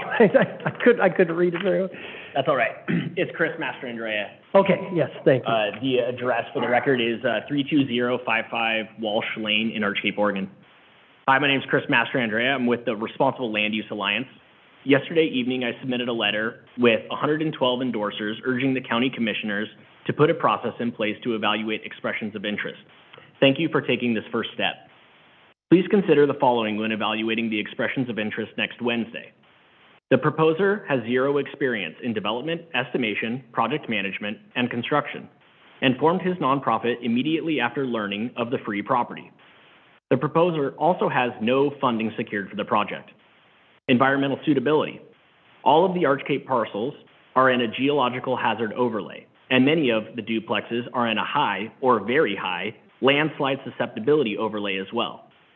Like a tsunami zone, there are reasons we should not devote public resources to house people where their lives are knowingly put at risk. Per a report to Fish and Wildlife, the characteristics of the land and proximity to the ocean make it a likely habitat for the marbled murrelet, a protected endangered species. Infrastructure. The domestic water pressure is insufficient for the currently constructed homes and inadequate to fight a fire. I've confirmed with the local water district that a water tank would be required to provide sufficient water pressure for a development of this size, and confirmed that this cost would be 100% borne by the developer. The proposal indicates that the housing development is for, quote, working members of Clatsop County who earn about 80% area median income. Yet the developer has claimed in multiple town hall meetings that he is targeting 80 to 120% AMI. Not targeting 80% AMI and below should disqualify the proposal as it does not follow the requirements set forth and in accordance with the Oregon state statutes.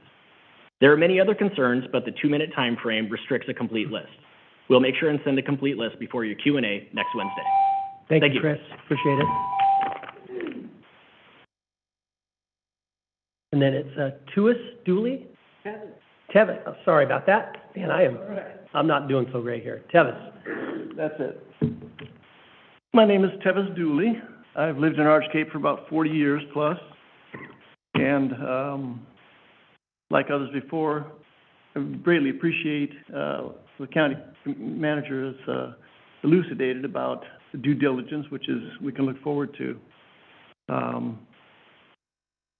I think that I'll just read this here. I am in support of low-income housing, and I'm glad that the county has decided to put due diligence process in place. And importantly, to use this process before giving away the land. Before any expressions of interest are considered by the commissioners, we request the following. Document and post steps that will be followed and the evaluation criteria that will be used in each process step. This will help set expectations for those who want land for housing and will create a comfort level for the taxpayer that currently own the land and the residents who need the housing. These steps turn the risk of a land grab into a viable strategy for housing development. Score all expression of interest using these evaluation criteria. This ensures that decisions are made based on concrete information that is evaluated by subject matter experts. Post the scoring of all expressions of interest. This ensures that the due diligence process is open and transparent, allowing for informed public comment, before land is given away. So, step one is the hardest part, and the county manager has already made great strides towards completing this with his 2021 recommendations. With that completed, we are confident that the staff will have no difficulty in putting the other steps in place. Thank you. Great. Thank you, Tevis. Next is Sharon, is it Chait? Chait. Man, I should have just stopped at Sharon. That's okay. Hi, my name is Sharon Chait. I live at 80421 Big Cedar Drive in Arch Cape, and I bet you're going to hear me say something about due diligence too. Just thought I'd tell you. Okay. I'm here today to speak about our critical need for low-income housing and how we can make sure it happens. Land for housing is an excellent trade as long as the right type of housing can and will be built on that land. Making sure that happens is exactly what a standard and transparent due diligence process, similar to the one recommended by our county managers, intended to do. Without such a process, there are no checks and balances. The land that is given away may be off the beaten track with no public transportation. The land that is given away may be mapped as a geologic hazard, high to very high landslide zone. The land may be given to someone with no building experience. The build plan may not actually be for low-income housing as required by the state statute. There may not even be a realistic property management plan. The cost to clear the land, bring in roads, water, sewer, electricity, and build housing may be so much that the project goes into foreclosure. I've reviewed the new process that was posted last night on the county website. It is a really important first step. It needs to be fleshed out with a little more detail and specific evaluation criteria until it is consistent with that 2021 recommendation.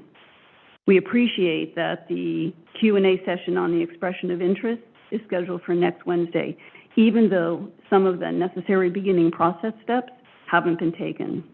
We ask that the Board of Commissioners direct staff to complete all process steps using standard, defined, and transparent evaluation criteria to score each step before coming back with a staff report. Without taking these steps, we run the risk that the housing we need may never come to fruition.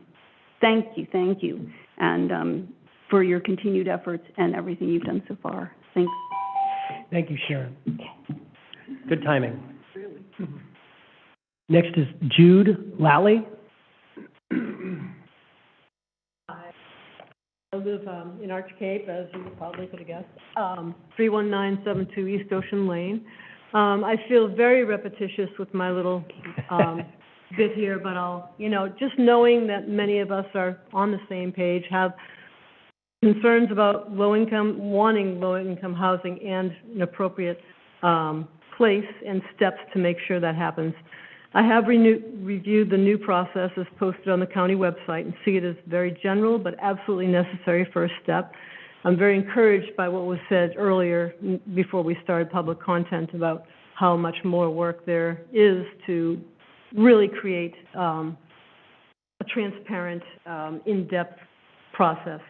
Before giving away county land, we must be very clear about the criteria under which it will be given to include social benefit provided by location, environmental suitability of the land for housing, developer qualifications, soundness of the design, property management plans, financial viability, and the conditions under which title will be transferred. We appreciate the Q&A session that's going to happen and look forward to seeing how that process can really bring this forth in a very transparent way for people to be able to understand just what's involved. Thank you for your continued efforts. We know you guys work way too hard, and we appreciate it. Take care. Thank you, Jude. And last, I have Bill Campbell. Oh, do you have another? Okay. Is Bill? Okay. Come on up, Bill. Thanks. At least I didn't butcher your name. I'm Bill Campbell. I live in Arch Cape. First, we applaud the steps that the county has taken since last Friday to put forth a due diligence process to evaluate expressions of interest for low-income housing. The new process says, quote, "The staff report will address feasibility and any conditions and considerations that may be appropriate." We see this more as a direction than a process. Given the very tight time frame, it is not surprising that the direction is general and lists no specific criteria that will be used in decision-making. We request the county manager's recommendation of June 2021 be the basis of the detailed due diligence that it will be used, and these steps are as follows. First, identify and evaluate potential target development sites that are, quote, "suitable county-owned sites." Prevent wasting your time and staff time. Only sites that are first determined to be suitable for housing should be considered for an expression of interest. Second, identify one or more housing development types or target populations which would, quote, "be tied to and supported by demographic and economic factors in a given community." To date, the social benefit of housing on any surplus land has not been tied to any of these factors. 3, prepare and distribute an RFQ. If experienced developers aren't submitting proposals, the county needs to be asking why people that know what they are doing aren't interested. 4, partner with the selected developers to support the project, which includes conduct additional due diligence. Before giving away land, we must make sure the build plan is feasible, the finances are viable, and the property management is sound. And 5th, define conditions of title transfer. Before the land is given away, we must make sure that housing will be completed timely and available into perpetuity. Each expression of interest should be evaluated and scored on each process step so that the Board of Commissioners will have information that is complete and vetted by subject matter experts. With safeguards such as these, we could be left with wasted land and a hollow promise of housing. Again, much appreciation for the steps that have been taken over the past week. Mr. Chair, point of order. I heard Arch Cape. I didn't hear your address. I have his address on here. So doesn't that go on the record? 80421 Big Cedar Drive, Arch Yep. Cape. Thank you. The points are too important to not be Good perfect. timing. Yeah, Right. Thank you, Bill. I see we have one other comment.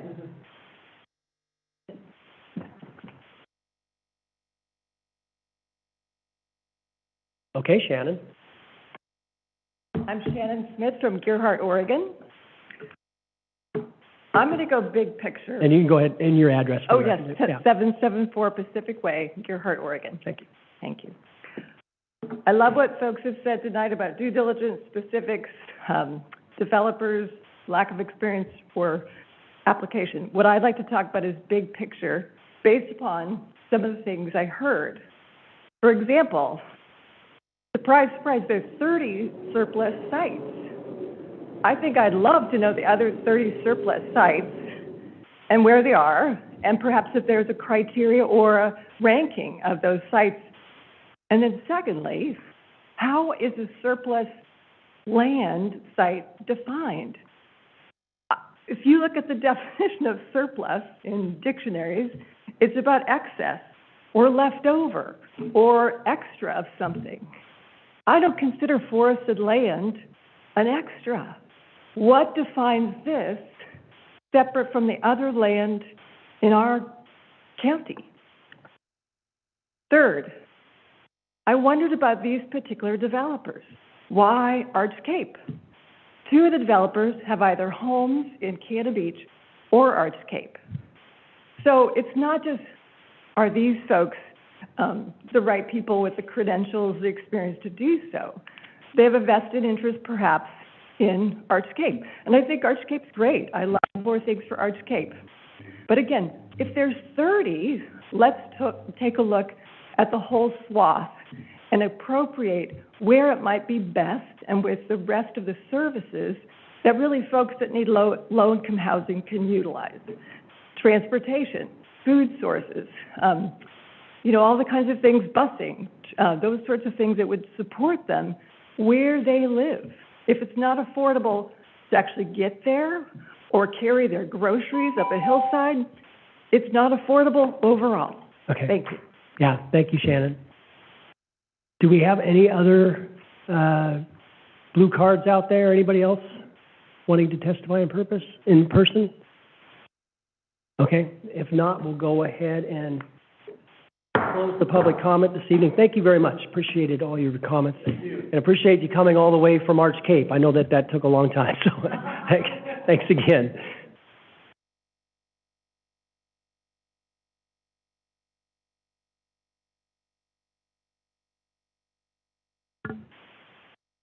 Yeah, and you're welcome to take off if you want. Welcome to stay. So, yeah, we'll see you. Next item is the consent calendar. We've had an opportunity to review the consent calendar. Any comments, questions? Move to approve the consent calendar. Second. Moved and seconded to approve the consent calendar as presented. All those in favor signify with an aye. Aye. Aye. All those opposed? Okay, motion carries. We'll start with commissioners' reports. I'll start down on this end. Commissioner Thompson.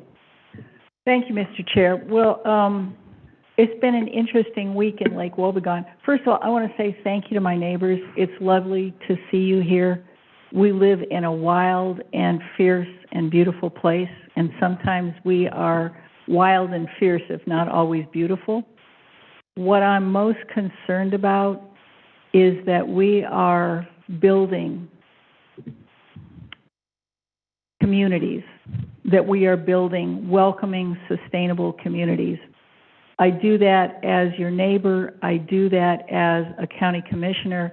I do that as a commissioner who meets with the other commissioners in this region and across the state. Yesterday, the commissioners from Columbia, Clatsop, Tillamook, and Lincoln counties met to consider regional approaches to the concerns and the issues that we share. Housing, transportation, sustainable communities is what we're after. I know there's been a lot of conversation around the neighborhood. I know that claims have been made. I know that people's legitimate or maybe not so well considered fears have arisen.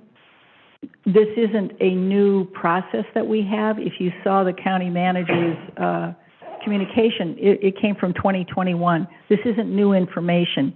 It takes a while with the staffing level we have because of the tax dollars we have to actually process and get information out to you. I want to tell you something about me because I don't usually take a lot of time and give you my past history. In 1988, in Portland, I ran for Multnomah County Auditor as Tightwad Thompson. And the reason I ran as Tightwad Thompson is I don't waste money. I began in public service in Michigan in 1968, Lansing, Ann Arbor, Detroit, Anchorage, then down to Portland, then out to the coast. So I'm not a rookie at this. I am not a bumpkin at this. I've headed statewide programs in both Oregon and Alaska. I've always done it with a point of view that it will be legal, it will be ethical, it will be fiscally prudent, it will be the best public policy possible to care for the people and the place. So I ran as Tightwad Thompson. I lost as Tightwad Thompson, but I'm telling you, I'm your neighbor. I am still committed to absolutely the best process and the best value possible, because we need sustainable communities. And that isn't just a matter of who comes with money, who thinks they're smarter, who thinks they're better, who thinks they can. When I worked with delinquents in Detroit, they called it running game. I have some radar for what's effective public policy, and what we're committed to, bless you, what we're committed to as a governing body and as a staff is in providing the very best possible public service for you. It takes us a while to get the message out, because some people are quicker off the mark than we are. Government's kind of a slow process. You have my phone number. Some of you have sat in my living room or my kitchen. You're welcome to come so we can talk as neighbors so that we build sustainable community. We had a Cascadia proclamation here. This is a fierce and wild place. We have storms, we have floods, we're going to have an earthquake, we have fires. We need to be able to trust one another. We cannot approach each other with anything except respect, affection, and trust, because Mother Nature is going to put it to us. So we have to be able to be kind and respectful to one another, to listen to each other with trust, to set the table and to come together to build community. So friends and neighbors, thank you for coming tonight. I'd ask you to come to us and come to each other in that spirit of building that sustainable community. Thank you, Mr. Chair. Thank you, Commissioner Thompson. Commissioner Banks? Just in regards to all of your public comments, they're well received. I think that as a county, having been excluded from Governor Kotek's declaration for state of emergency due to houselessness was kind of a travesty, but it's shown us that we need to be very self-reliant, and we need to be resilient in how we try to solve our county concerns, one of the main ones being houselessness. Having the superintendent of the Warrenton School District speak out recently telling us that almost 15% of their student population does not have a consistent home. That is, in my book, heartbreaking, and you would have to obviously go to him for an exact percentage, but that was spoken to Senator Merkley, was it not? And so looking at that, as a county and as a commission, we are going to do everything in our power to improve that number for our community and our constituents. Moving beyond that, my child care bill will be going before there's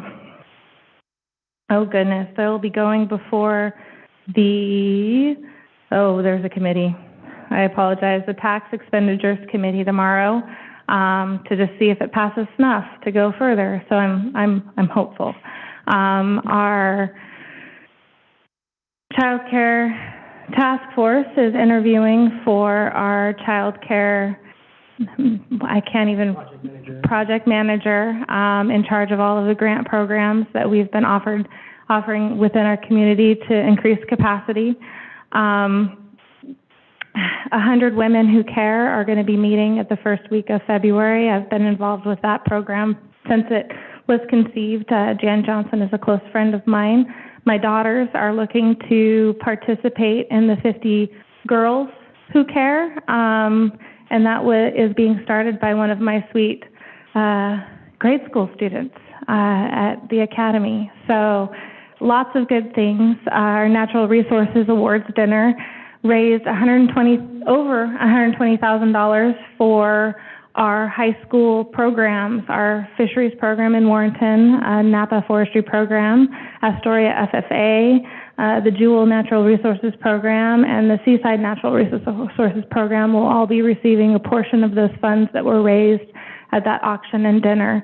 And I saw a number of you there, and I am so grateful that you were able to come. I wish I could have talked longer, they gave me an assignment, so I followed through. But yeah, I think everything that I've just stated shows how resilient our county is, and how we tend to solve our own problems often because we have to. But I sure hope that our governor hears us tonight and offers assistance. Yeah. Well said. Thank you, Commissioner Banks. Commissioner Toyoka. Thank you. Well, first of all, I just wanted to say thank you to all of you who came in tonight and all who phoned in.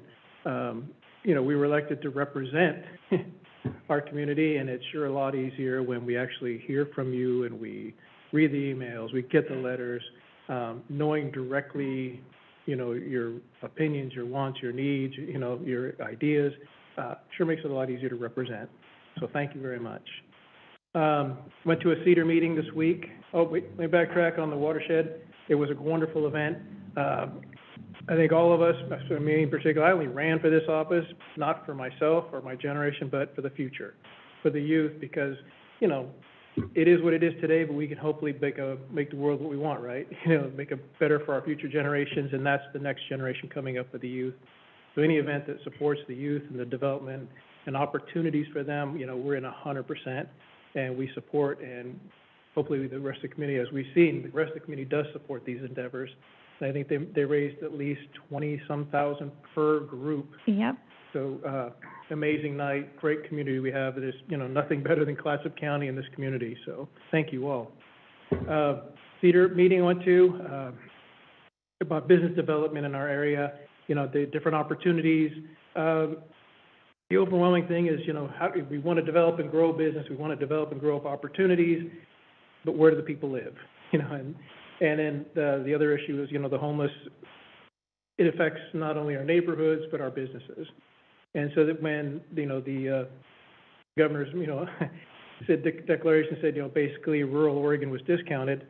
There's a group there we of business owners and people interested in business development in our county. Seemed like the governor ran on a one Oregon promise, and here we are. The first resolution was to say that basically Portland Metro is better than rural Oregon. So we as a community, we as rural Oregonians need to speak up and remind the governor of the importance of all of one Oregon again, that we all need to be considered in these resolutions. We all need to be considered, and if you want to take facts, yes, Clatsop County is the highest per capita rate of homelessness in this state. How could you justify omitting this county? So I know we have a resolution for ourselves, Clatsop County, and I know the cities are wanting to be, join in on this resolution as well. But I think as Oregonians, as community members, we all need to speak up and say that, yes, we are all one Oregon, and we need the actions out of Salem to represent that. Thank you. Thank you, Commissioner Toyoka. Commissioner Webb. Thank you, Chair Quayla. I have two wonderful good newses to report. The Astoria Warrenton Chamber of Commerce received a grant from Travel Oregon for $35,000 to work with an organization called Wheel the World, which is an advocacy group and a technical assistance group for helping communities, businesses, private groups, private and public groups, I should say,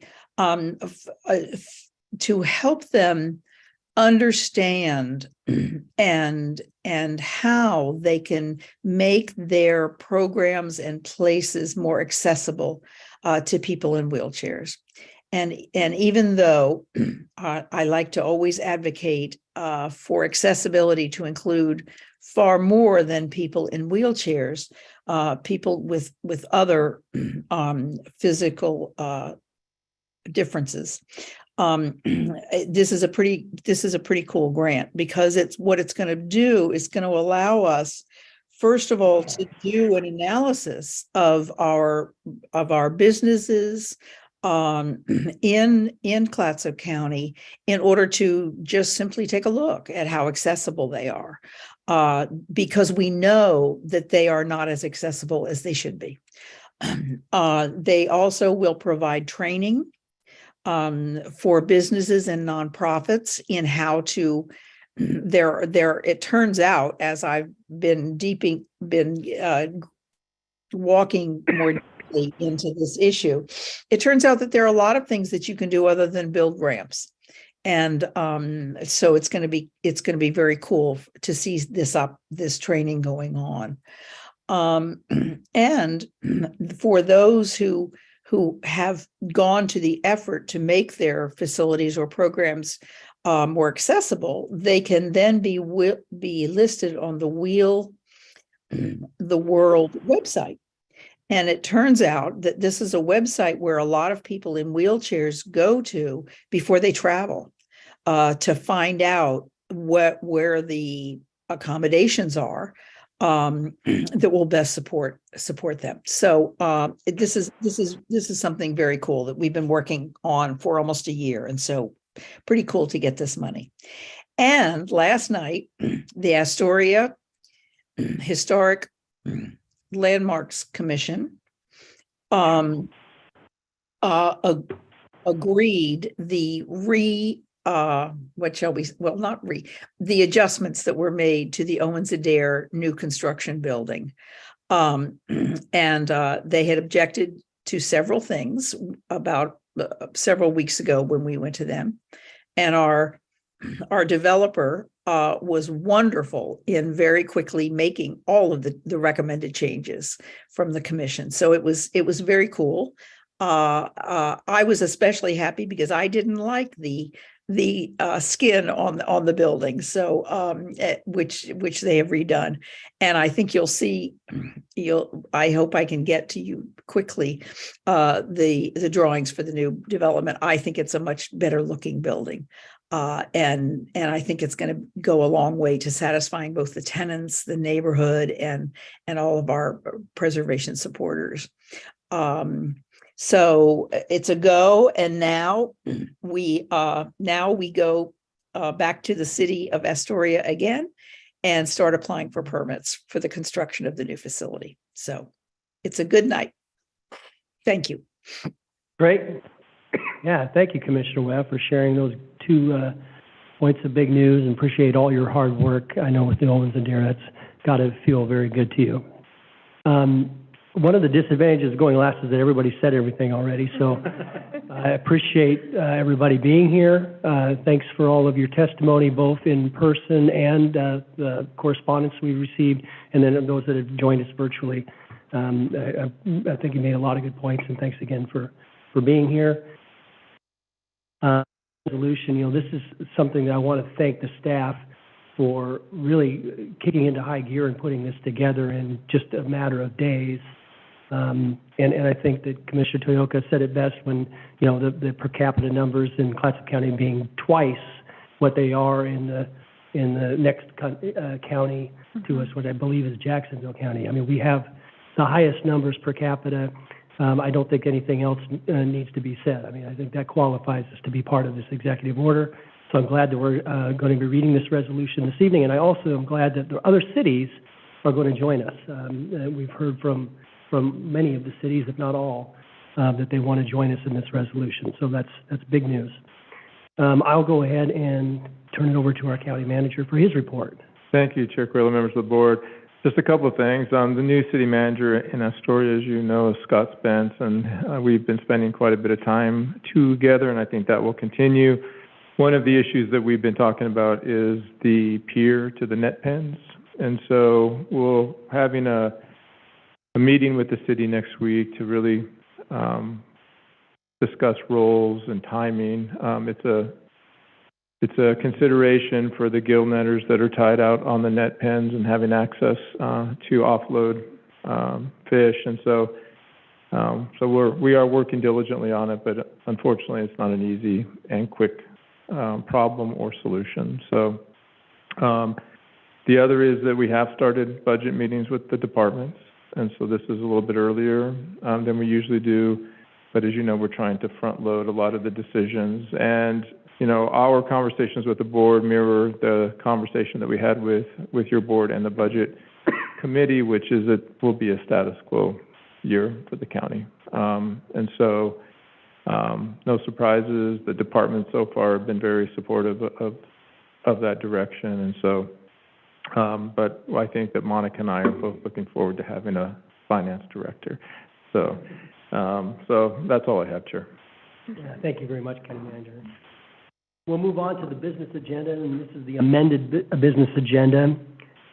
Item number 6 is the jail relocation project, guaranteed maximum price contract. And we have this amended, amendment number 6. And I'll go ahead and I see our sheriff and David Diefenbach, Capital Improvement Projects Manager, are here. So I'll go ahead and turn it over to David. Thanks for welcoming us here. This is the end of a long project. It's been going on for lots of years.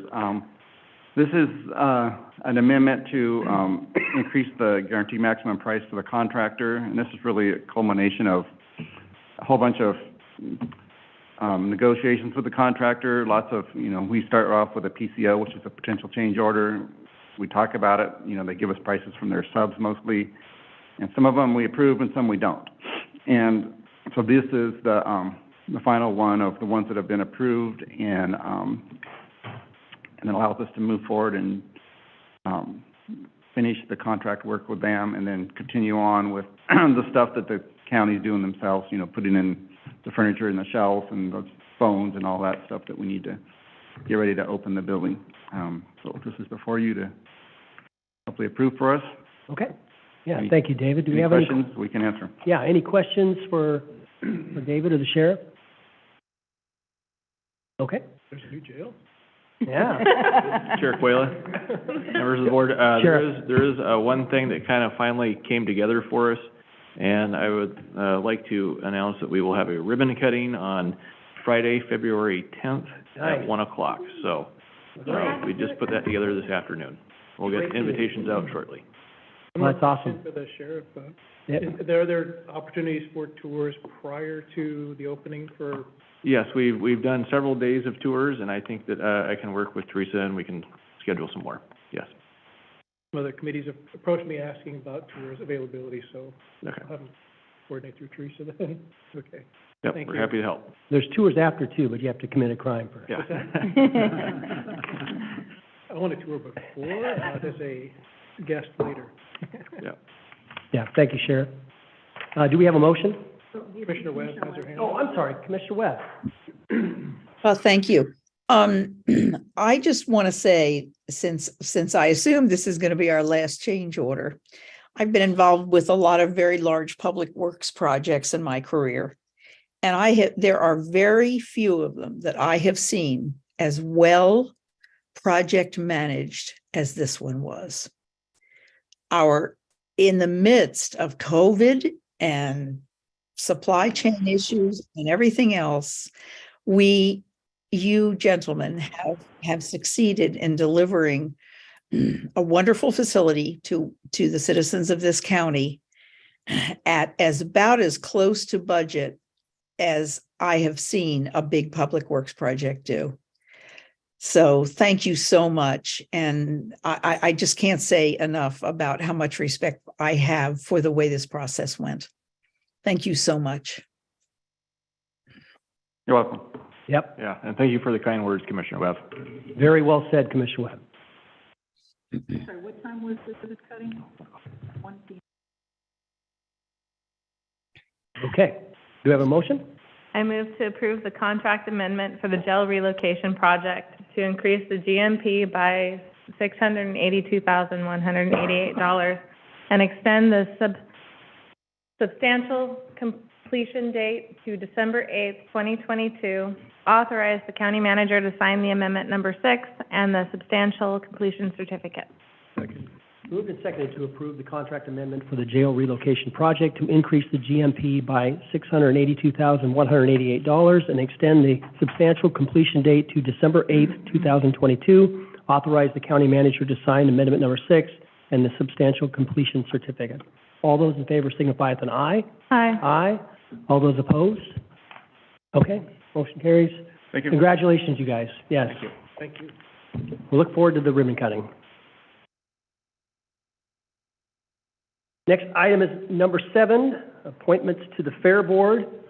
And how, may we have our new Fairgrounds Manager, Kyle Sharpstein here. Yes. Welcome, Kyle. Welcome. So, Chair Quayla, members of the board, it's nothing like having to come in front of your board like your first Week. it's your third day, I think. Sorry, Kyle, that wasn't really well planned, was it? We're very happy to have Kyle join us. As you know, the fair's been going through a transition from the fair board managing staff to the county managing staff, and we were very fortunate to have Kyle go through the recruitment process and to join us. We're looking forward to having his leadership and his passion out at the fairgrounds. So welcome, Kyle, on behalf of all of us, and good luck with your agenda item. So. Yeah, no, piece of cake. I'd just add to that, I'm very thankful for the opportunity to be here and become part of your team, and everybody's been very warming and welcoming, and yeah, it's been very enjoyable so far. So this item is to appoint the Fair Board members. You had 3 members term expire, and then another member step down. Jack's decided to pass the torch and not run for office again. And so I believe you guys have already seen all of these and kind of hashed out the stuff. So the board is proposing to appoint Callie Linder to another full term, Brittany Israel to another full term, a new member, Mallory Lighthizer, to a full term, and then Sarah Finn to take over the remaining part of Mike Audio's term. Okay, any comments, questions? My only comment is I think that this is an amazing list of people, and I'm very impressed to see it, that it's women 4-1. Sorry, guys, but I think it's pretty neat. It's definitely should be noted. If there's not any other comments, go ahead. Just wanted to thank publicly the efforts of Mike Audio and Jack Bicken. You know, Mike contributed immensely to the Fair Board, you know, not only, you know, passion for that, but his experience as an attorney that helped guide the way, you know, and Jack, just constant presence there. So I just wanted to thank them very much for their time in the Fair Board. Here, here. Mm-hmm. Absolutely. Yeah, I really enjoyed working with Jack and with Mike both, and yeah, no, this is good. Okay. And they both offered, you know, to reach out with anything, so they've got a lot of knowledge about how things have happened. Okay. Yep. Yes, they do. Always Jack's still there for the auction, you know. Okay, so I move Callie Linder, I move to appoint Callie Linder, term ending December 31st, 2025.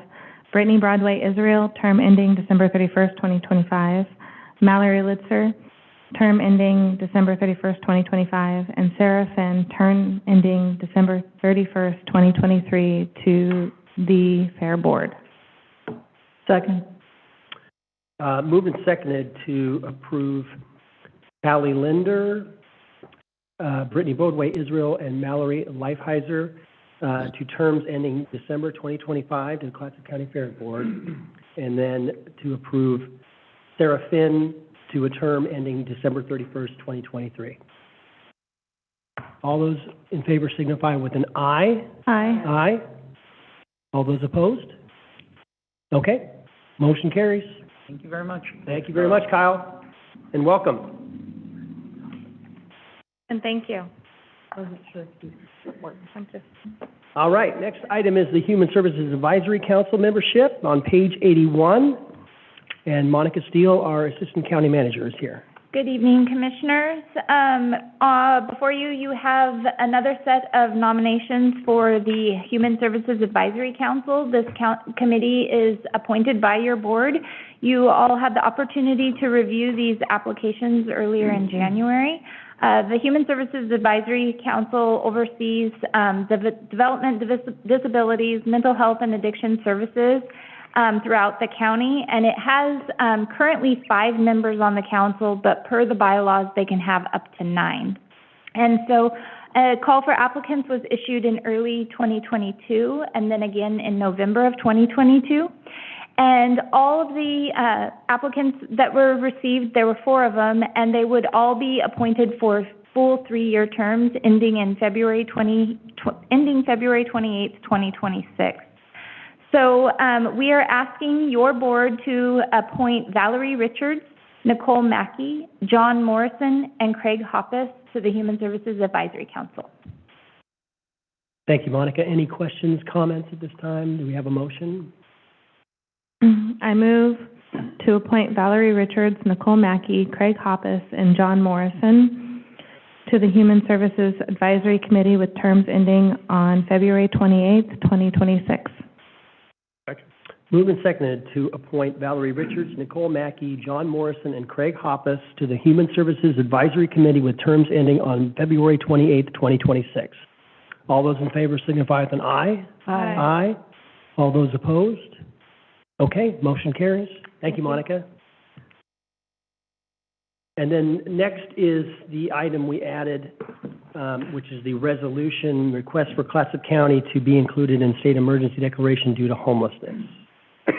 County Manager. Chair Quayla, members of the board, as you know, Governor Kotek on January 10th issued an executive order which was a homeless state of emergency for really 11 counties in the state. 25 were not included.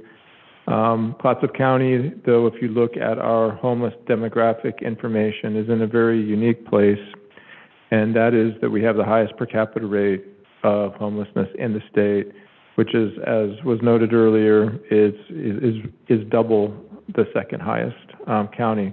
What makes that really a compelling statistic is that that is happening in a county that doesn't have the resources of a lot of the urban counties. And so when you look at it just from the human side of the equation, as well as the burden that places on already strained resources, I think Clatsop County is in a uniquely vulnerable position, both the homeless in our community, because we don't have the resources and the services, as well as the county and the cities that are working hard to respond to the homelessness crisis. And so staff has prepared a resolution for your consideration. It's not really clear from the state what the criteria is to be included in the state of emergency or the emergency declaration, but we do believe this is at least a starting point, and we'll hopefully find out more later about if there's other mechanisms for us. So we'll be asking your board to approve the resolution. It has been shared with the cities, and I've heard from most cities that they're either going to provide a letter of support or their own resolution, and we'll make sure the state gets those as well. And that's all I have. Thank you. Thank you, County Manager. So just procedural, is this something that our emergency director has to submit to OEM?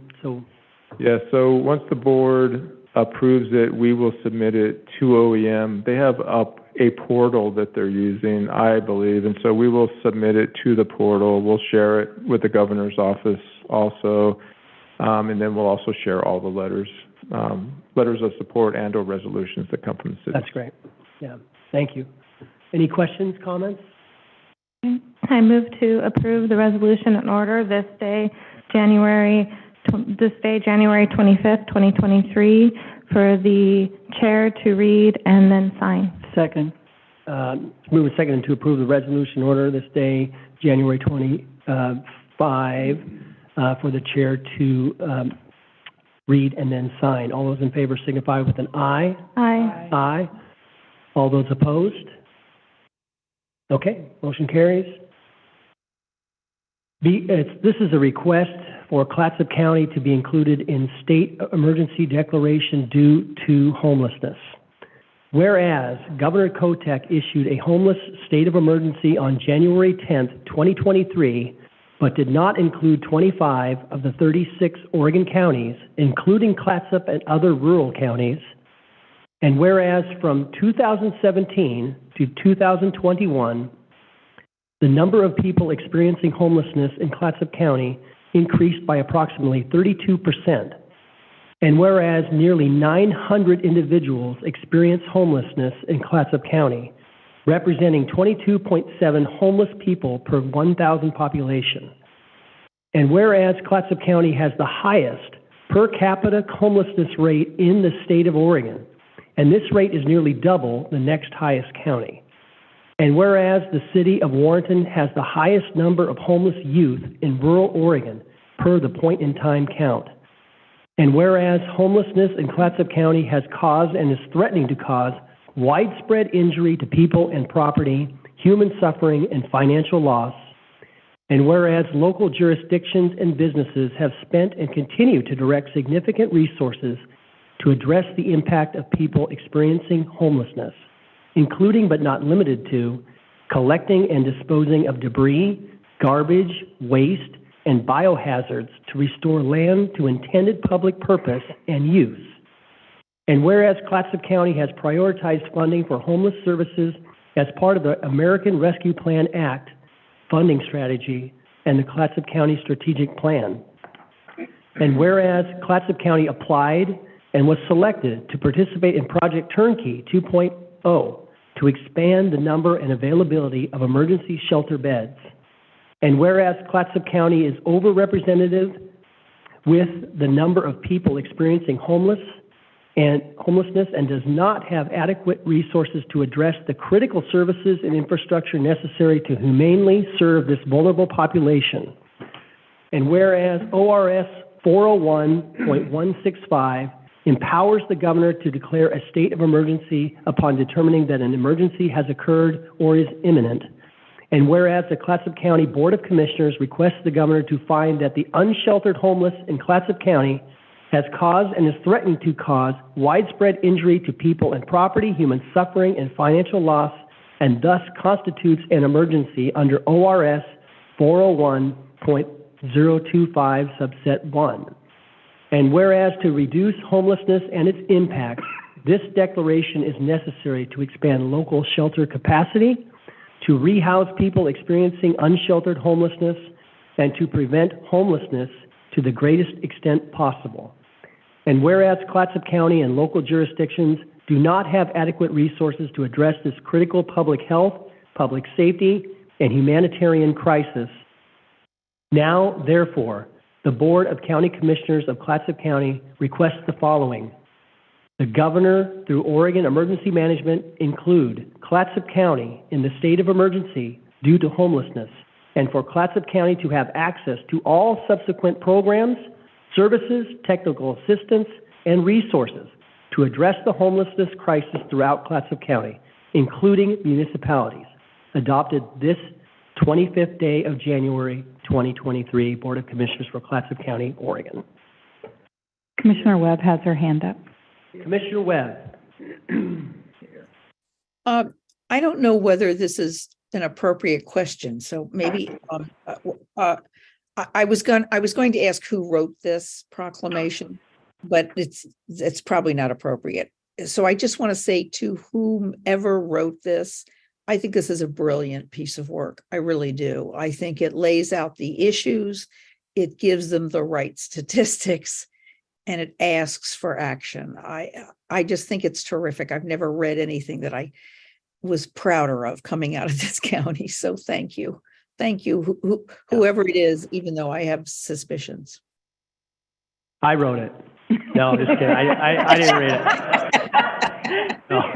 I think we can thank our county manager and the county manager's or the staff for putting this very well-crafted resolution together. And I agree with you, Commissioner Webb. It's very well done and under a short time frame. So kudos to our team, the administration, the county administration, and all that worked on this. PJ, I'm sure others that have participated.